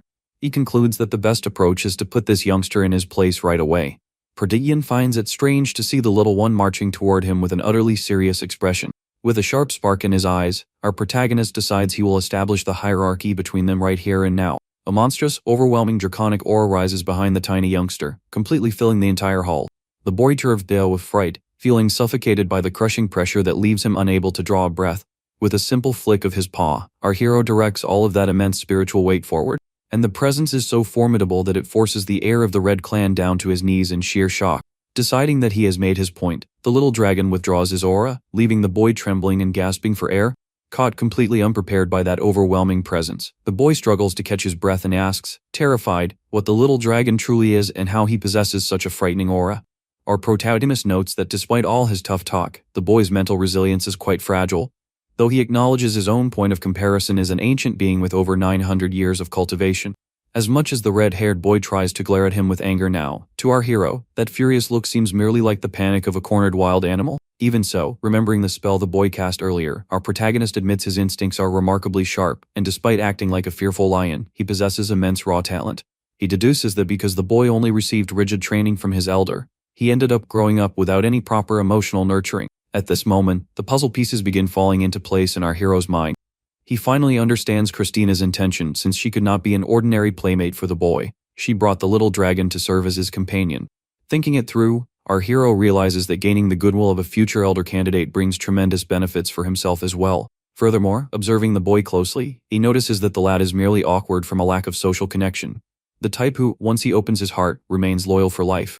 Determined to change the boy's attitude, our protagonist takes the first step to make him lower his guard, gently tugging at the boy's sleeve while letting out an adorable squeak. Using every bit of youthful charm at his disposal, he puts on an irresistible expression and continues seeking his attention. The plan is to play innocent, pretend the bird is just his little friend and imply that the earlier burst of aura was merely an accidental slip due to his tender age. To top off the performance, the little dragon puts on a pout and lets out a soft whine to soften the boy's heart. The strategy works like a charm. Seeing that precious display, the boy lets his guard down immediately, genuinely believing that youngsters have trouble regulating their own power. Now that the tense atmosphere has cleared, the big question in our hero's mind is the best approach to build a genuine friendship here. The quickest route would be to enforce dominance through raw strength, but but that would risk exposing the inheritance magic he still needs to keep hidden. Not to mention that the boy's habit of looking down on the weak did not come out of nowhere. It is a direct result of the harsh, oppressive training he endured to become a successor. Honestly, our protagonist's instinct was to give whoever raised the child a serious piece of his mind, especially seeing how exemplary his own guardian is. Since there is no other way, he will have to handle things personally. Right as Christina reappears asking with a warm smile if the youngsters are getting along. Curious, the boy inspects the basket in her hand and asks what it contains. She presents the basket filled with fresh pastries and explains that it is the little dragon's favorite treat, inviting the red-haired boy to try some as well. The boy offers an awkward thank you, while our little foodie beams with joy and hops over to grab the food right away. The moment he takes a bite of the pastry, the boy notices something unique, and Christina confirms that the food is infused with mana, exactly the way the little dragon loves it. The boy finds the information peculiar, thinking it rather strange for a newborn to maintain a diet centered strictly on mana. He suspects that for a newborn dragon who already overflows with natural mana, demanding this kind of nourishment must point to some hidden motive. But soon he rationalizes that it must simply be an odd preference. After all, what would a tiny youngster do with so much accumulated mana? While pondering this, the boy feels a gentle tap against his leg. Looking down, he sees the little dragon offering one of the pastries and asks what he is supposed to do with it. Our hero's message is simple: drop the overthinking and just accept the treat. Somewhat hesitant, the boy takes the pastry from his paw without saying a word. He takes a timid bite of the filled pastry to see how it tastes. The reaction is immediate. The boy's eyes widen and his face flushes slightly at the delightful flavor of the treat. Seeing the boy's satisfied expression, our protagonist wears a victorious grin while continuing to chew. The plan worked flawlessly, and the boy took the bait without even realizing it. After all, it is impossible to dislike someone who shares delicious food with you, not to mention that a sweet treat always brightens anyone's mood. Besides, seeing the boy enjoy the snacks makes him look like a normal child his age, which is far more pleasant. Savoring the food, getting excited, and feeling a bit sad when it runs out, genuine reactions like those are infinitely more natural for a child than that cold attitude from before.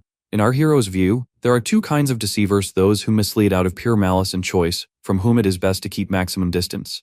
And the second type, who are those forced by others to wear a mask and spend their lives suppressing their true selves. Since this guarded personality was shaped by his harsh environment, there is still hope for change if his surroundings improve. Especially if someone comes along willing to approach him without selfish motives, share what they have, and pay attention to feelings that were always ignored. Remembering his own journey and how he received support when he needed it most, he knows very well that no one is born complete. Therefore, the least he can do is offer this boy a genuine opportunity to change. And pensively, our protagonist concludes his train of thought. If he tries and it leads nowhere, so be it. The boy will be a lost cause. But our hero has a strong feeling he has a knack for this sort of thing. On top of that, when the boy grows up to become a respected leader, having him as an ally will provide steadfast support in the future. With that in mind, the little dragon decides to move on to the next step and offers the bottle of milk to the boy. Putting on the most charming expression amidst the flowers, he lets out an adorable little chirp. Mapping everything out step by step, our protagonist celebrates that the first hurdle, changing the environment, is already settled, since the two will keep meeting in this lovely garden. As for having a capable assistant, our hero knows that Christina is more than qualified for the role, alongside his own ability to guide the bird.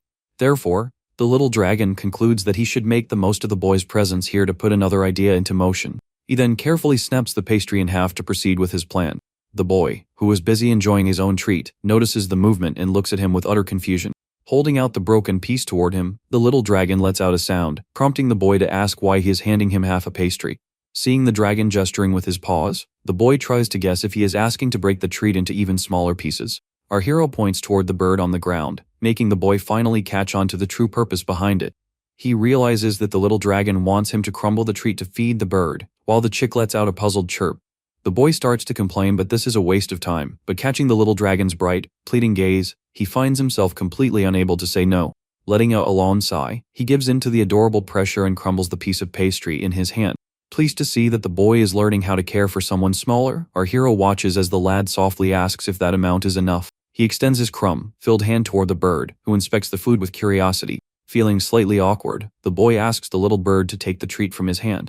However, the creature's reaction is far from welcoming, staring at the boy with an expression of pure suspicion and sass. Completely ignoring the offer, the bird simply turns its back and waddles away, leaving the boy hanging and our protagonist thoroughly exasperated. The little dragon is stunned by the creature's boldness, annoyed that it dared disrupt his rehabilitation project by rejecting an extended hand. Shooting a stern glare at the bird, our hero silently orders it to eat, prompting the tiny creature to panic and gobble up the crumbs immediately, to the boy's surprise. Watch you from a distance, Christina remarks with a bright smile on how well the youngsters are getting along, while our hero cheers for the wonderful encouragement.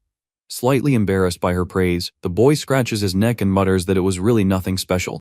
Deep down, the boy finds himself wondering if the atmosphere around him had ever felt this warm and comforting at any point in his life. He feels an unfamiliar sensation in his chest, something mildly amusing, slightly embarrassing, and entirely new to him. Compared to the rigid environment where he was raised, this place is incomparably serene, to the point where he feels like running away from the unfamiliarity, yet simultaneously wishes to stay forever.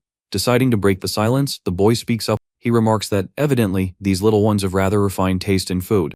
The boy recalls his father's instructions, who stated that the little dragon was the successor candidate for the shadow lineage and ordered him to assist in whatever was necessary. Because of that, he hesitantly asks if he might return the following day, receiving an enthusiastic confirmation from Christina right away. The boy explains that today he merely came to introduce himself and says his goodbyes, while Christina offers to walk him to the exit. The magic circle glows brightly on the floor as the boy's visit concludes for the day. The boy waves, promising to return tomorrow, and the little dragon lets out a soft sound bidding him farewell. Once they are left alone, Christina praises our hero's behavior and asks what his impression of the boy was. Our protagonist's honest thought was that whoever raised that boy should have their guardianship revoked immediately, but since he cannot speak so bluntly, he simply summarizes that the boy is well-mannered, but an absolute master of hiding his feelings, making Christina let out a gentle chuckle.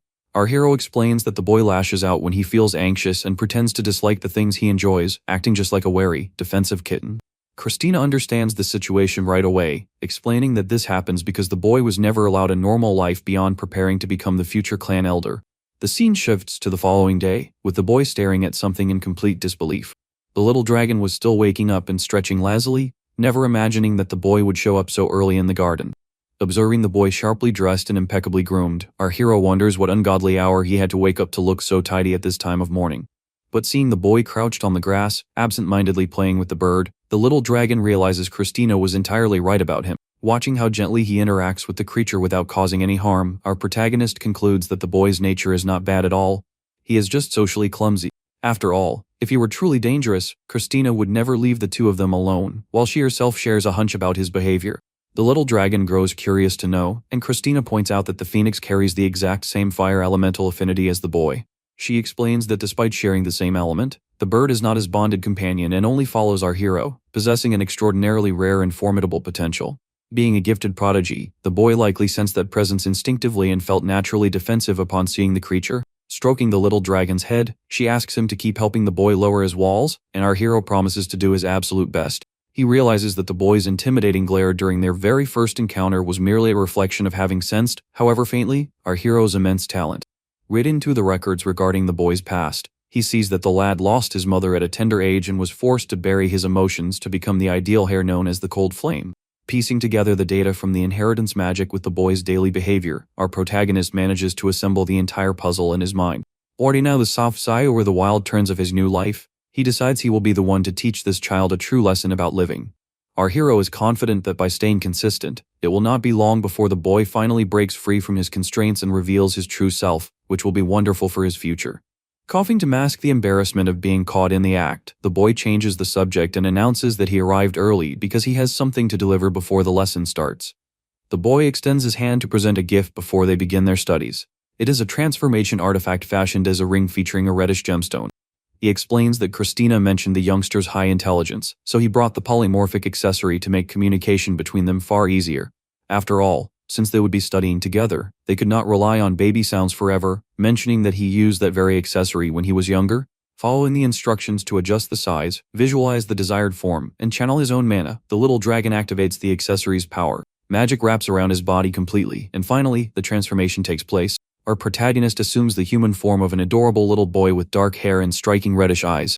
Revealing his new appearance, he gains distinct, expressive human features.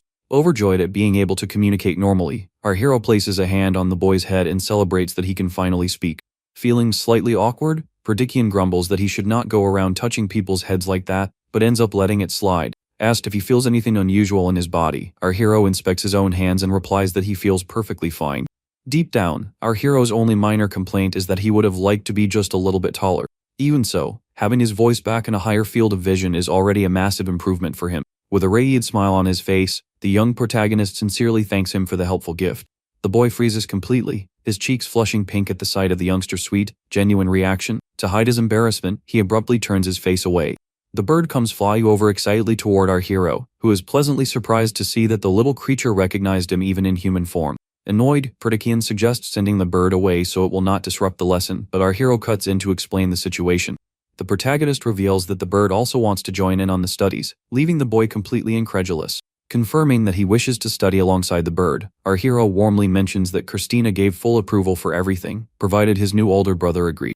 The boy rejects the idea, claiming the bird would only serve as a distraction during lessons and that his guardian was pampering the youngster far too much. Putting on an air of superiority, he tells the useless chick to take the hint and get lost.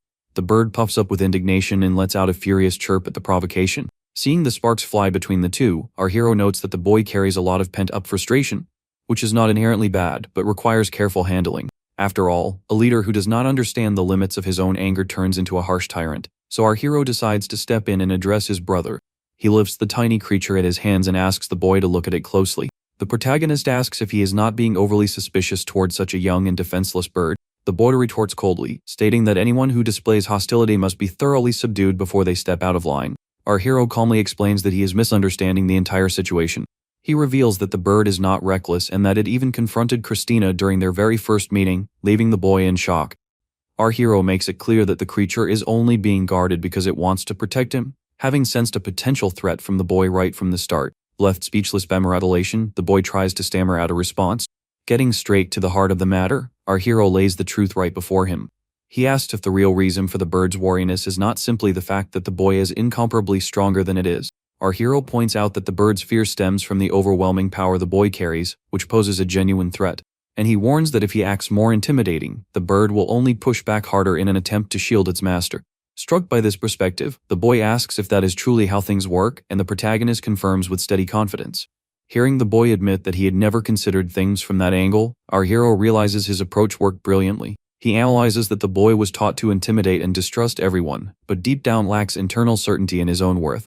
This proves that whoever was responsible for his upbringing never provided the validation and warmth the child truly needs. However, our hero views this emotional contradiction as the perfect opening to get close and guide him in the right direction. Tenderly, he cradles the sacred bird and advises his brother to take the first step toward letting go of his resentment for the creature. Pointing out how gentle the bird truly is, the boy is forced to concede and agree. The young protagonist feels relieved to see that, at the very least, the boy still retains some sense of fairness. Then, our hero gives the bird a little talking to, whispering in a firm tone for it to behave properly around its elders. Clearing his throat with feigned disdain, Perdikian pretends to be generous by allowing the animal to stay, and our hero thanks him cheerfully. The boy murmurs under his breath that he understands the youngster's attachment to the bird, as parting from someone precious is never an easy thing. Our hero catches the boy's words and realizes he is quietly opening up about his own personal loss. He understands that the boy carries deep grief from losing his mother and misses her immensely. Reflecting on life, our hero considers that long-lived beings often end up watching others pass away, living solitary existences, which makes the boy's sorrow, however painful, something profoundly human. Our hero thinks that even if the two keep bickering with one another, at least the boy will no longer be alone, hoping they will genuinely bond over time. Changing the subject, Perdikian asks what the little creature's name is, catching our hero off guard. Seeing the youngster's hesitant reaction, the boy is astonished and asks if he has not even given a name to his own companion. Our protagonist thinks to himself that he has only known the bird for less than a week, but decides to settle the matter right now. He makes his decision and announces the chosen name for the creature. With a bright smile, he officially names the bird Bakia. The boy repeats the name to confirm it, and our hero explains that it translates to White Knight. He chose that name because it is a white bird that emerged after absorbing his dark power, reaffirming the title for the little creature itself. Bakia chirps wildly with joy at its new name and begins rubbing its face affectionately against our hero's cheek. Seizing the opportunity, Perdikian notices an important detail and asks if the youngster himself still lacks a name. The boy figures there was no one around to name him, which our hero finds a bit blunt to bring up so directly, but forgives knowing it was not said out of malice. The boy promptly offers to help him choose a name, since he had no guardian other than Christina to handle the task. However, our protagonist immediately declines the offer, leaving the boy completely stunned. Our hero calmly explains that he intends to think the matter over carefully without any rush. Insistent, Perdikian argues that it would be very difficult to teach him and address him without having a proper name. Our hero grows suspicious of the boy's excessive pushiness and tries to understand the real motive behind it. After all, a dragon's name is an extremely delicate and serious matter, something a bright lad like the boy would certainly understand. Snapping into full vigilance, he knows he must be careful, as what the boy is asking for is not just an ordinary nickname. It involves the true name of a dragon, something of immeasurable significance. Preparing for the worst case scenario, our hero does not rule out the possibility of hidden intentions. He suspects that this apparent urgency from the boy might actually be a direct instruction from the elder who raised him. In this realm, a dragon's true name is the ultimate proof of their existence. While it does not grant absolute domination, it is a requirement to invoke certain mystical authorities. Furthermore, such names are frequently utilized as keys to bind lifelong spiritual pacts. Disclosing something like that to another individual is practically granting them permission to influence your life directly. Then to an or parents ever involve themselves in such matters, making our hero suspect the boy wants to take advantage of his supposed newborn innocence. The boy continues, saying he needs at least a public name to identify himself, just like he and Christina have. He brings up his own example, noting that he goes by Perdikian. Yet he admits that his true name is vastly longer, proving to our hero that even the boy keeps his own private name hidden. Tired of trading indirect hints and tests, our hero wonders if he will have to put the boy through another trial. He then puts forward a bold proposal to corner the lad. The boy surprises him by offering to reveal his own true name if our hero does the same. The offer catches our protagonist completely off guard. Perdikian explains with absolute seriousness that among dragons, exchanging true names is the ultimate pledge of an unbreakable bond. And he says he wants to do this because, from this point forward, the two of them will be true brothers. Facing such an earnest and honest declaration, the boy waits eagerly for an answer. Our hero reacts with utter bewilderment, internally admitting that he simply cannot fathom the boy's unpredictable mind. He reasons that if this were an order from Elder Pasius, the boy would never propose such a balanced and fair exchange of names. This proves that the idea came entirely from Perdikian himself, but leaves open the question of why he is in such a massive rush. Until suddenly, a light bulb goes off in our protagonist's mind. He asks point blank if the boy is making such a big fuss simply because he wants to become sworn brothers as quickly as possible. Our hero can hardly believe the reason was something so youthful, while the boy stammers, completely at a loss for words. Flustered to no end, Perdikian turns bright red and rambles on about how incredible it is to have an elder's heir as an ally, mentioning details no one even asked for. Cutting the subject short to rescue his pride, the boy declares that it is well past time to begin their lesson. He begins the theoretical breakdown by explaining that dragons are known to be the very source of all elements that make up the world. For that reason, they are capable of utilizing word magic, which bestows the foundation of existence and shapes the initial fate of other beings. The boy notes at the exact moment our hero gave the name Baikya to the bird, he opened a new evolutionary path for the creature. He furry warns the youngster to be cautious with promises made under his name, as one never knows what sort of grand destiny they might set in motion. Hearing that, our protagonist wears an ironic smile, remembering that shaping destinies used to be his greatest specialty in his previous life. He bitterly recalls the 1,000 years of dedication and discipline he amassed to ascend as a true dragon. A glorious destiny that was ultimately undone by a mere human who would not even live for a single century. Reflecting on fate, our protagonist remembers that all things demand a principle of equivalent exchange.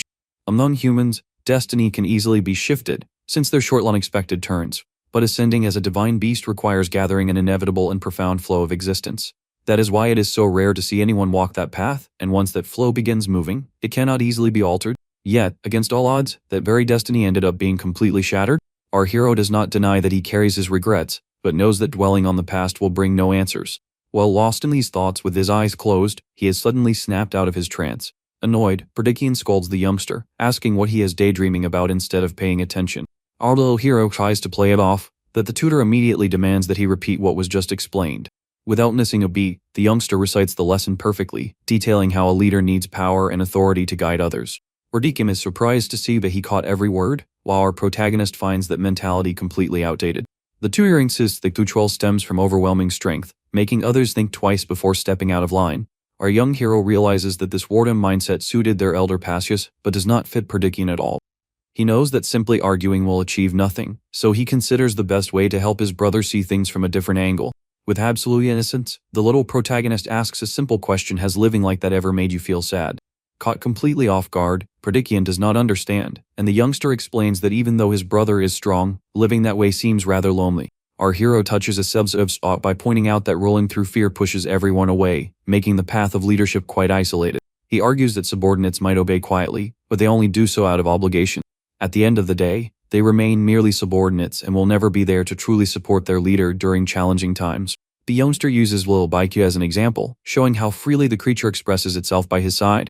He points out that Perdikian has no one by his side like Baikyu, leaving the young tutor completely speechless. Rattled by the remark, Perdikian deflects and claims they could never have that sort of dynamic back in the nest. The protagonist understands right away that his brother's rigid upbringing ended up suppressing any alternative perspective. He reflects that intelligent beings are complex, and one cannot simply judge pastures as purely malicious because of that. After all, a landowner can be a devoted father to his family while simultaneously being harsh toward his workers. It is like the ancient legend of the figure who took fire from above to bestow upon humanity. To mortals, he was a hero, but to the divine realm, he was viewed merely as a great betrayer. Looking at the boy before him, our hero sees that Perdikian also carries these two conflicting sides.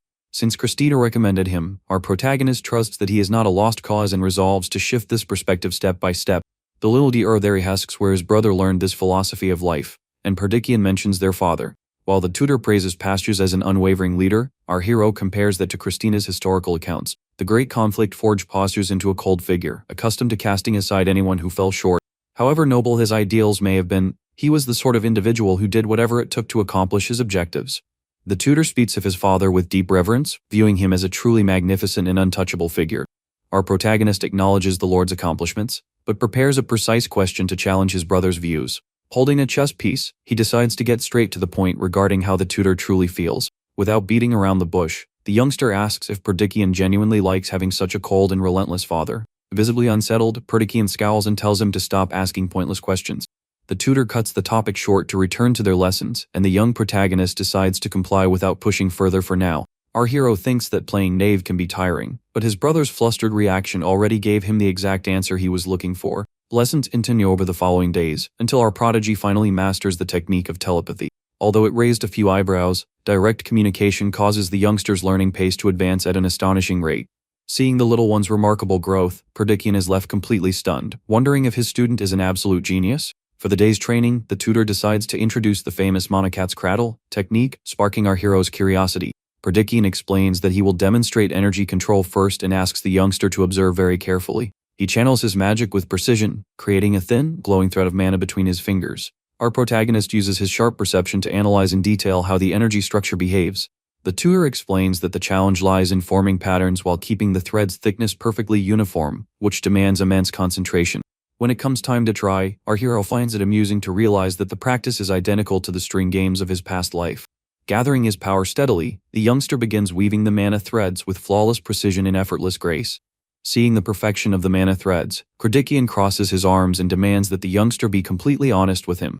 And tutor grows instantly suspicious and asks if this is truly the first time he has ever attempted such a technique, while our hero plays completely dumb. On the inside, our protagonist thinks that he only knew a similar pastime from his previous life. But technically speaking, he is not lying, since in his current existence, it truly is his first time handling threads of mana. Perdikian stares at the scene in absolute disbelief, watching the youngster manipulate magic with absurd ease while Bakya happily looks on. Our hero even internally praises whoever created the exercise, finding it a wonderful tool for instructing youngsters. He examines how the patterns interlace into neatly arranged magical circles based on complexity, leaving Perdikian regretting having introduced it so soon. The youngster remarks with bright excitement that he found the activities super fun, catching the tutor completely off guard. Curious, our hero asks if it was Lord Pastures who taught him that technique, causing Perdikian to hesitate immediately. Looking somewhat bashful, the tutor reveals that it was actually his mother, Kazuna, who taught him that, catching our protagonist by surprise. Our hero notices that he addresses his mother directly by name, realizing that Perdikian's defenses drop significantly whenever she is mentioned. Now everything clicks inside our protagonist's mind. This explains why such a high-strung lad showed so much patience with him until now. Deep down, Perdikian felt a natural sense of empathy upon seeing someone who had also lost his parents so early on. Spotting a wonderful opportunity to draw closer, the protagonist decides to inquire further and asks what Kazuna was like. Putting on an adorable and vulnerable expression, the youngster says he has no idea what it feels like to have parents. He explains that Christina avoids the topic so as not to upset him, so he truly wanted to hear his brother's own memories of his mother. Touched by the sentiment, Perdikian softens up and begins recalling how remarkably kind his mother was. He remembers with deep affection her silver scales and violet eyes, a dragon of peerless elegance. She loved spending time with birds, so much so that she built her roost right alongside where the divine birds gathered. Furthermore, Kazuna loved singing and would constantly sing gentle lullabies to help little Perdikian drift off to sleep. Our hero acts surprised upon hearing about her singing, and the tutor confirms that those melodies remain the most vivid memories he carries. Perdikian shares that the tunes never left his mind, and the youngster agrees that it makes complete sense, since they were woven with a mother's love. Yet the tutor's expression quickly dims, feeling a knot in his throat as he realizes he remembers very little beyond that. He laments that memories tend to fade when one does not actively revisit them, admitting that he struggles to recall further details. Seeing the perfect opening to melt his brother's icy exterior, our protagonist knows this is the exact moment to act. The little youngster calls out to the tutor with a hopeful gaze, and he asked point blank if he could please hear Perdician sing that song. The request is so unexpected that the tutor is left completely lost for words for a few moments. Turning bright red with sheer shyness, Perdician quickly dismisses the idea, declaring that he will absolutely not sing. He returns to his stern posture, stating that he has no time for leisure and must focus on his successor duties, leaving our hero quite exasperated. The protagonist finds it almost tragic, seeing how his brother obsessively denies himself any moment of relaxation. Sensing the hesitation, the youngster decides to appeal to emotion, saying he was simply curious since it was such a special memory. Ijemi sifts with wide, earnest eyes, mentioning that he has never heard a melody in his life and wanted to feel the love his mother poured into that song. Deep down, our hero is not entirely pretending, recalling the ancient memorial inscription from his past life. Even assuming he was gone, someone had left heartfelt messages wishing for his happiness, which helps him understand the true weight of that love. Seeing the tutor begin to waver before such a heartfelt argument, the youngster prepares his final point. Our hero knows that if he compares the mother and Pasias under the same title of parents, Perdician will clearly see the vast difference between them. As much as he claims to revere his father as a grand leader, Perdician could never place that harsh individual on the same level as his mother. That inner realization will open the tutor's eyes to the emotional burdens he has carried since his earliest years. The scene shifts to the past, showing Pasias harshly reprimanding young Perdician and blaming the mother's gentle upbringing for making him soft. The relentless father shouted that he needed to train relentlessly, warning that he would become a mere figurehead if he continued down that path. With harsh words, Pasias claimed he could already foresee a future where innocent subjects would suffer under an inadequate leader like him. And he finished breaking the child's spirit by stating bluntly that it would have been better had Perdician never been born. On that day, when such painful words pierced through him like daggers, little Perdician learned a bitter lesson. He convinced himself that those without power have no right to speak, and that pursuing personal happiness was a sign of weakness. Worse still, the boy felt the sting of being too powerless to defend his own mother's honor. From that point on, he threw himself into endless training and suppressed every emotion, severing all bonds just to earn approval. Yet after finally proving his strength and reaching the pinnacle, the youngster found himself completely alone and adrift. Even after achieving the validation he sought so desperately, he had no reason to smile and nothing truly seemed to matter anymore. That is precisely why our young protagonist decides to take the first step in pulling his brother out of that dark place. Within Perdician's mind, those sincere words spoken by the youngster echo deeply, touching long-buried wounds. Trying to brush off his embarrassment, the tutor sits down and warns that it has been so long since he sang that it might sound a bit unpolished. Our little hero is genuinely surprised to see that his brother actually agreed to sing, something he would never normally consider. Perdician pauses in silence for a moment, taking a steady breath as he prepares to find his voice. He begins singing a gentle melody, speaking of returning home and resting one's weary wings. The tune is so lovely that our hero is captivated by his brother's gift, but soon feels an unusual heaviness weighing upon his eyelids. The song continues with soothing verses, and little Bacchia drifts off into sleep almost instantly. The tutor keeps singing, while the protagonist realizes right away that this is no ordinary lullaby. He senses mana flowing in a steady, flawless rhythm, catching on immediately to what is taking place. With the memory of the mother surfacing in Perdician's thoughts, our hero confirms this is word magic. The youngster tries to resist the effect with all his strength, but the slumber induced by the magic is far too powerful. Unable to hold out any longer, the little one drifts off completely on the floor, leaving the tutor in a panic calling for Christina. A short while later, our protagonist appears resting comfortably in a warm bed right alongside Bacchia. Upon waking, the youngster stretches, surprised that he slept so soundly, deeply impressed by the potency of that spell. He notes that he did not spot it right away because it was a form of word magic without a single target, directed at any wary traveler. Since it is a lullaby, our hero playfully notes that the spell functions like a true draconic sleep charm. But rather than being upset, the discovery leaves our young hero even more captivated by this mystical authority. Looking at his status screen, he admits to himself that he is thoroughly eager to master this capability. He notices that the learning requirements remain locked, concluding that it will only become available as he grows older. Realizing that the room is empty, the youngster figures that Perdician must have departed after he fell asleep. Beside him on the mattress, little Bacchia is still sound asleep, letting out tiny chirps in its slumber. Our hero finds the sight utterly precious and giggles quietly to himself watching the creature sleep like a baby. Suddenly, a tiny bright light appears in the air, and the protagonist recognizes Rai, the spirit who had not shown up in quite some time. Seeing the spirit hovering cheerfully, the youngster asks if Christina was the one who sent it over. Rai floats closer and gently brushes its warm light against the young boy's cheek. Our hero is puzzled by the affectionate gesture until he glances behind him. He quickly realizes that Rai was simply guiding Christina herself right into the room. Seeing the boy awake, Christina beams with a radiant smile and asks if he rested well. Since Bacchia is still resting peacefully, she suggests they step outside to chat so as not to disturb the little creature, leaving Rai on watch. The Tainsuri toads with the utmost care above the bed where the bird is resting. In an adorable display, Rai gently pulls up the blanket and tucks in Bakia with absolute tenderness. Christina scoops the young hero into her arms with a loving smile, mentioning that they will return shortly. She strolls with the youngster in her embrace through the garden under the peaceful, starry night sky.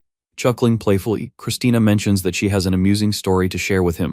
She recounts how Perdikian came sprinting over in complete panic carrying both him and Bakia, noting that she had not seen the lad look so distressed in years. Our hero flashes a knowing grin, thinking that beneath that tough exterior, the tutor is truly a soft-hearted fellow.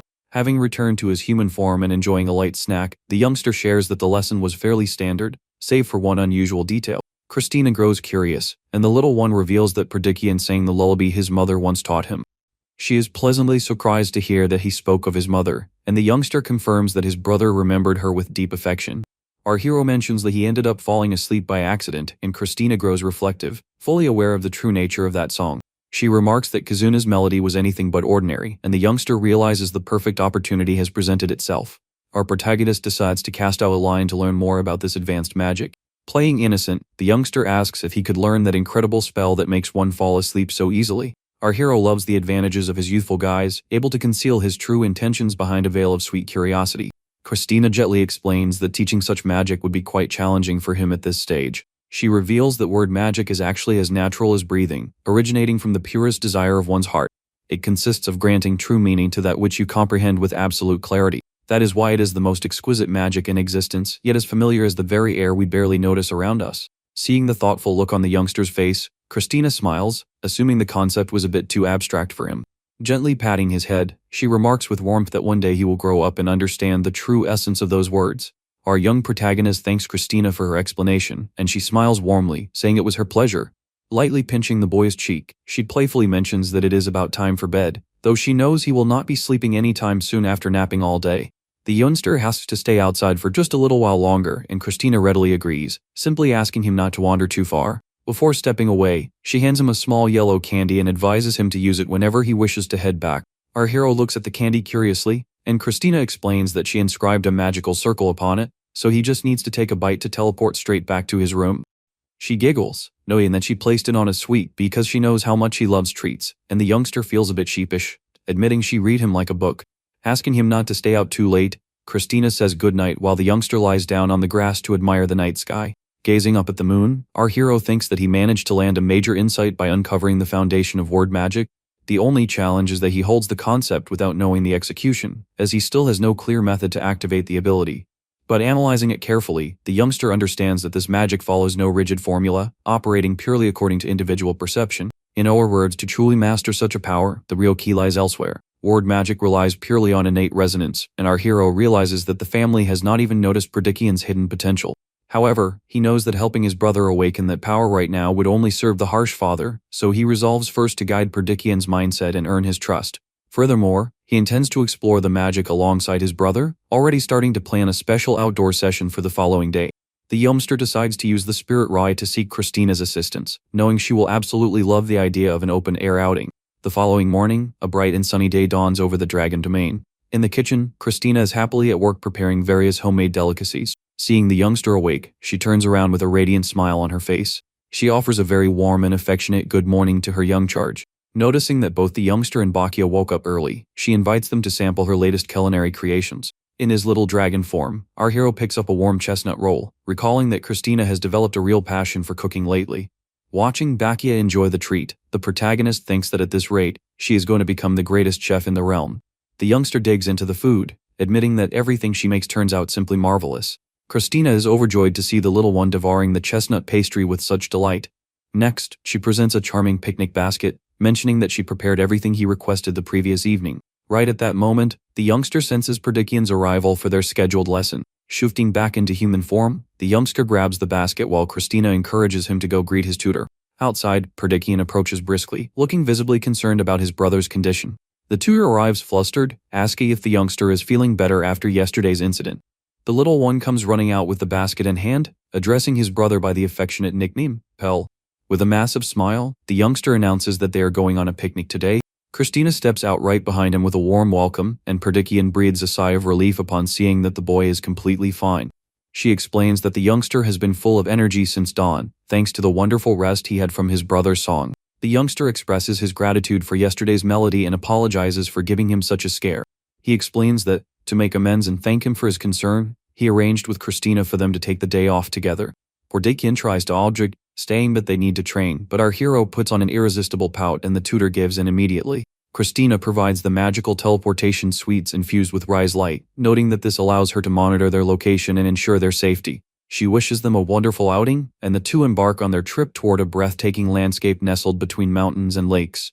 Looking at the scenery from above, our hero in his little dragon form recalls his past journeys as an ascending creature traveling the world and training. The youngster asks what his brother thinks of the place, eager to know if he likes the view. But Pordikian murmurs under his breath, wondering why of all places they ended up right here. Observing the tutor's solemn look, our protagonist senses something lingering in the air. He notices that this is not the first time his brother has seen this view and asks if he has visited this place before. Pordikian hesitates and replies that he believes so, leaving the youngster curious about his uncertainty. Our hero asks whether he visited alone or with company, and the tutor reveals that he came with his father. Looking toward the horizon, Pordikian adds that his mother was there as well, something he had forgotten until this very moment. The protagonist realizes that his brother could have brushed off the question, but deep down truly wanted to talk about it.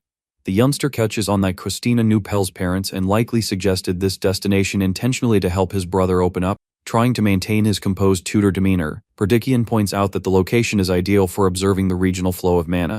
Yet the nostalgic vista continues, bringing back distant, long-buried memories that he once shared with his family in this very spot. In a warm memory, the tiny young dragon admires the landscape, enchanted by the beauty of the surrounding view. He scurries forward excitedly, calling for his mother to show her a golden butterfly that just landed on him, while the young red-haired lad watches from nearby. The little creature stands completely still, terrified that the slightest twitch will make the butterfly fly away. A silver-haired woman watches the moment with a gentle, loving gaze.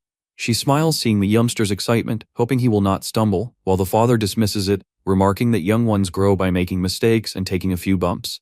The mother playfully chides him, calling him unfeeling for speaking that way about a newborn. But the father counters by noting that the boy carries dragon blood and is far from weak. The boy even wonders to himself that if dragons were born fully mature, the term youngling would not even exist. The Notter then calls little Pel closer, and he dashes over full of joy without a second thought. The little one throws herself into her embrace, receiving all the warmth in the world. With a lovely smile, a mother asks if Pel would like to sing a song along with her.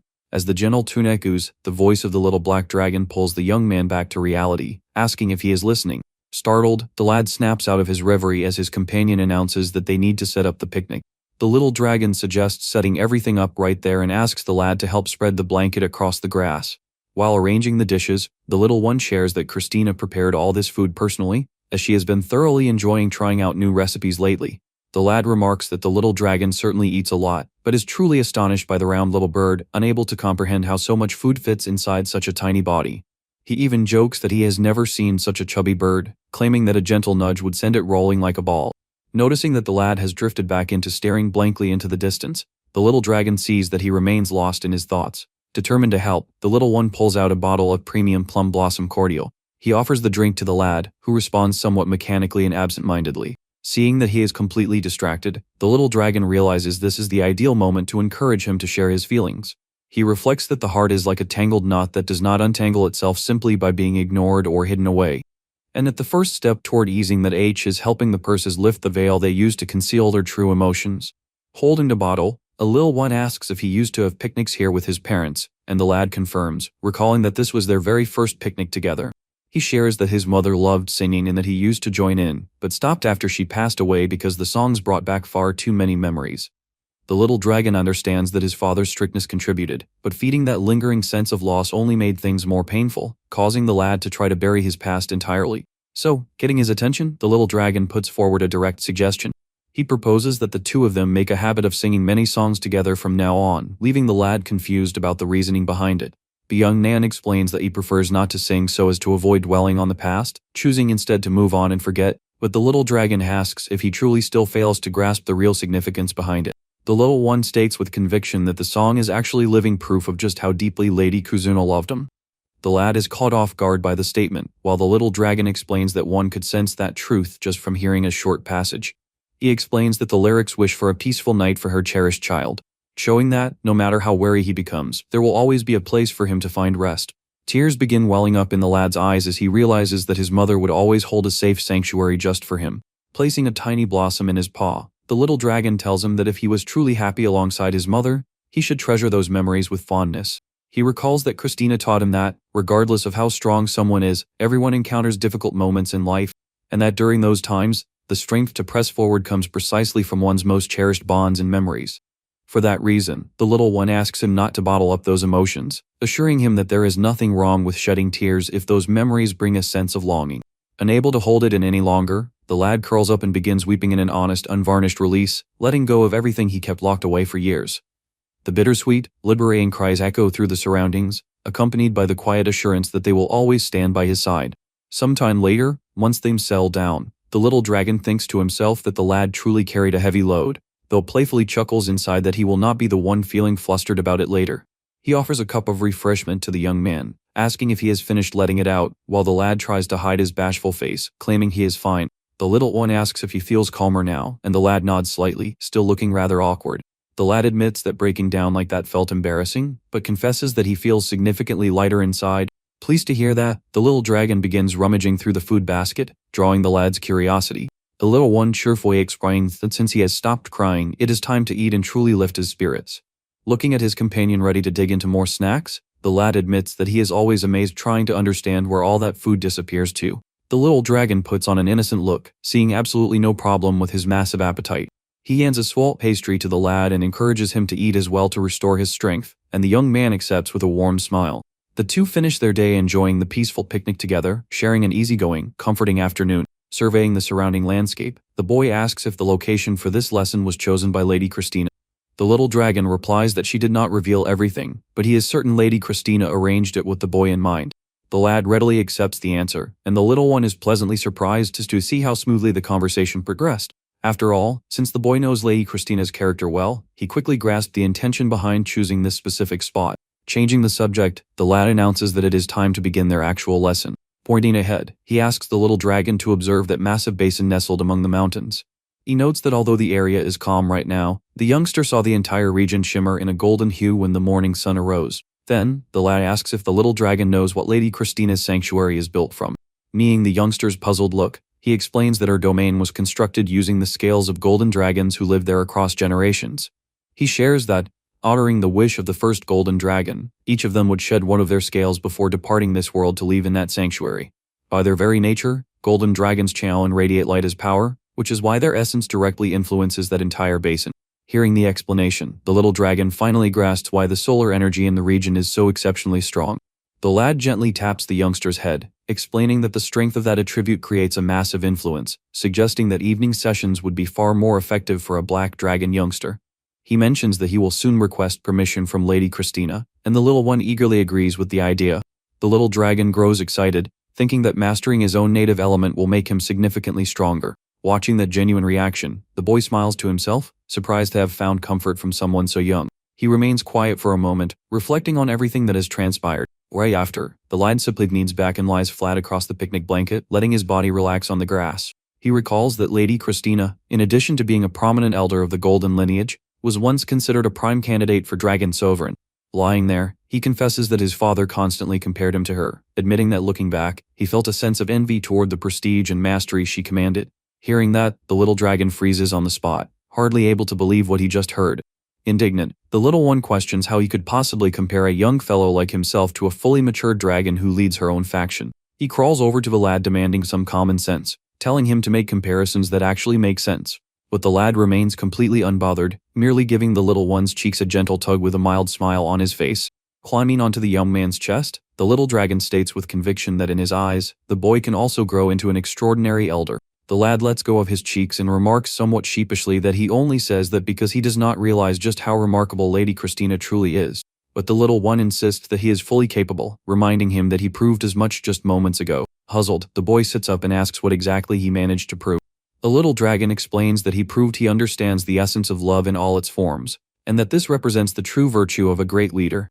He adds that a leader must not only safeguard the physical well-being of his people, but also nurture and protect their hearts. And by understanding that, the young man will be able to connect with all those who draw strength from love and cherished memories. The boy reflects on his words, admitting that he had never considered healing hearts before, though he wonders if the inhabitants of his domain would appreciate such an approach. Giving a gentle pat to the lad's hand, the little one assures him that his singing carries that exact kind of power. Excited by the discovery, the little dragon asks to learn how to sing as well, and the lad agrees, noting that it is not all that difficult.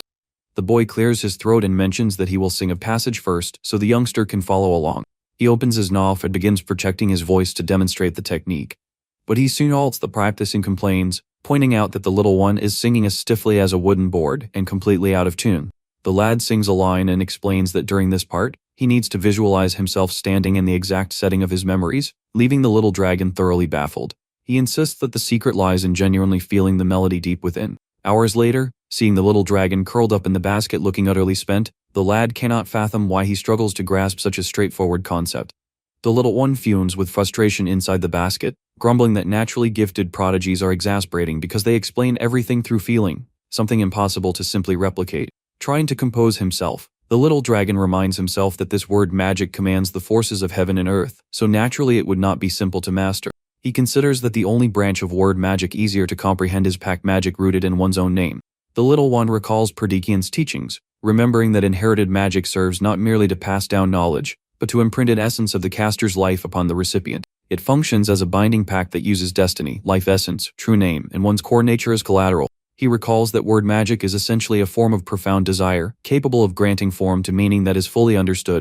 To bring it to life, one must channel that intention with the entirety of their soul. Those who manage to reshape destiny begin precisely by wishing, forging a new meaning to alter the path ahead. He realizes that the melody used by the boy's mother was merely a vessel to give shape to that deep, heartfelt desire. Its foundation is the absolute conviction that the outcome will manifest, and what transforms that belief into reality reaches far beyond ordinary mana. The little dragon realizes that the true core behind word magic is not mana at all, but the soul itself. A systematic phrase manifests before him, revealing fresh insights regarding the supreme authority that materializes desires through the user's soul. But inspecting the specifics of that capability, the little one is thoroughly startled by what is recorded. Examining the list of acquired abilities more closely, he can hardly believe what he sees. The system display confirms that the word magic he has acquired is none other than restoration of life. He is left completely baffled, unable to understand how he could have yearned so desperately to return to life to awaken such a spell, given that he is merely a youngster under 6 months old.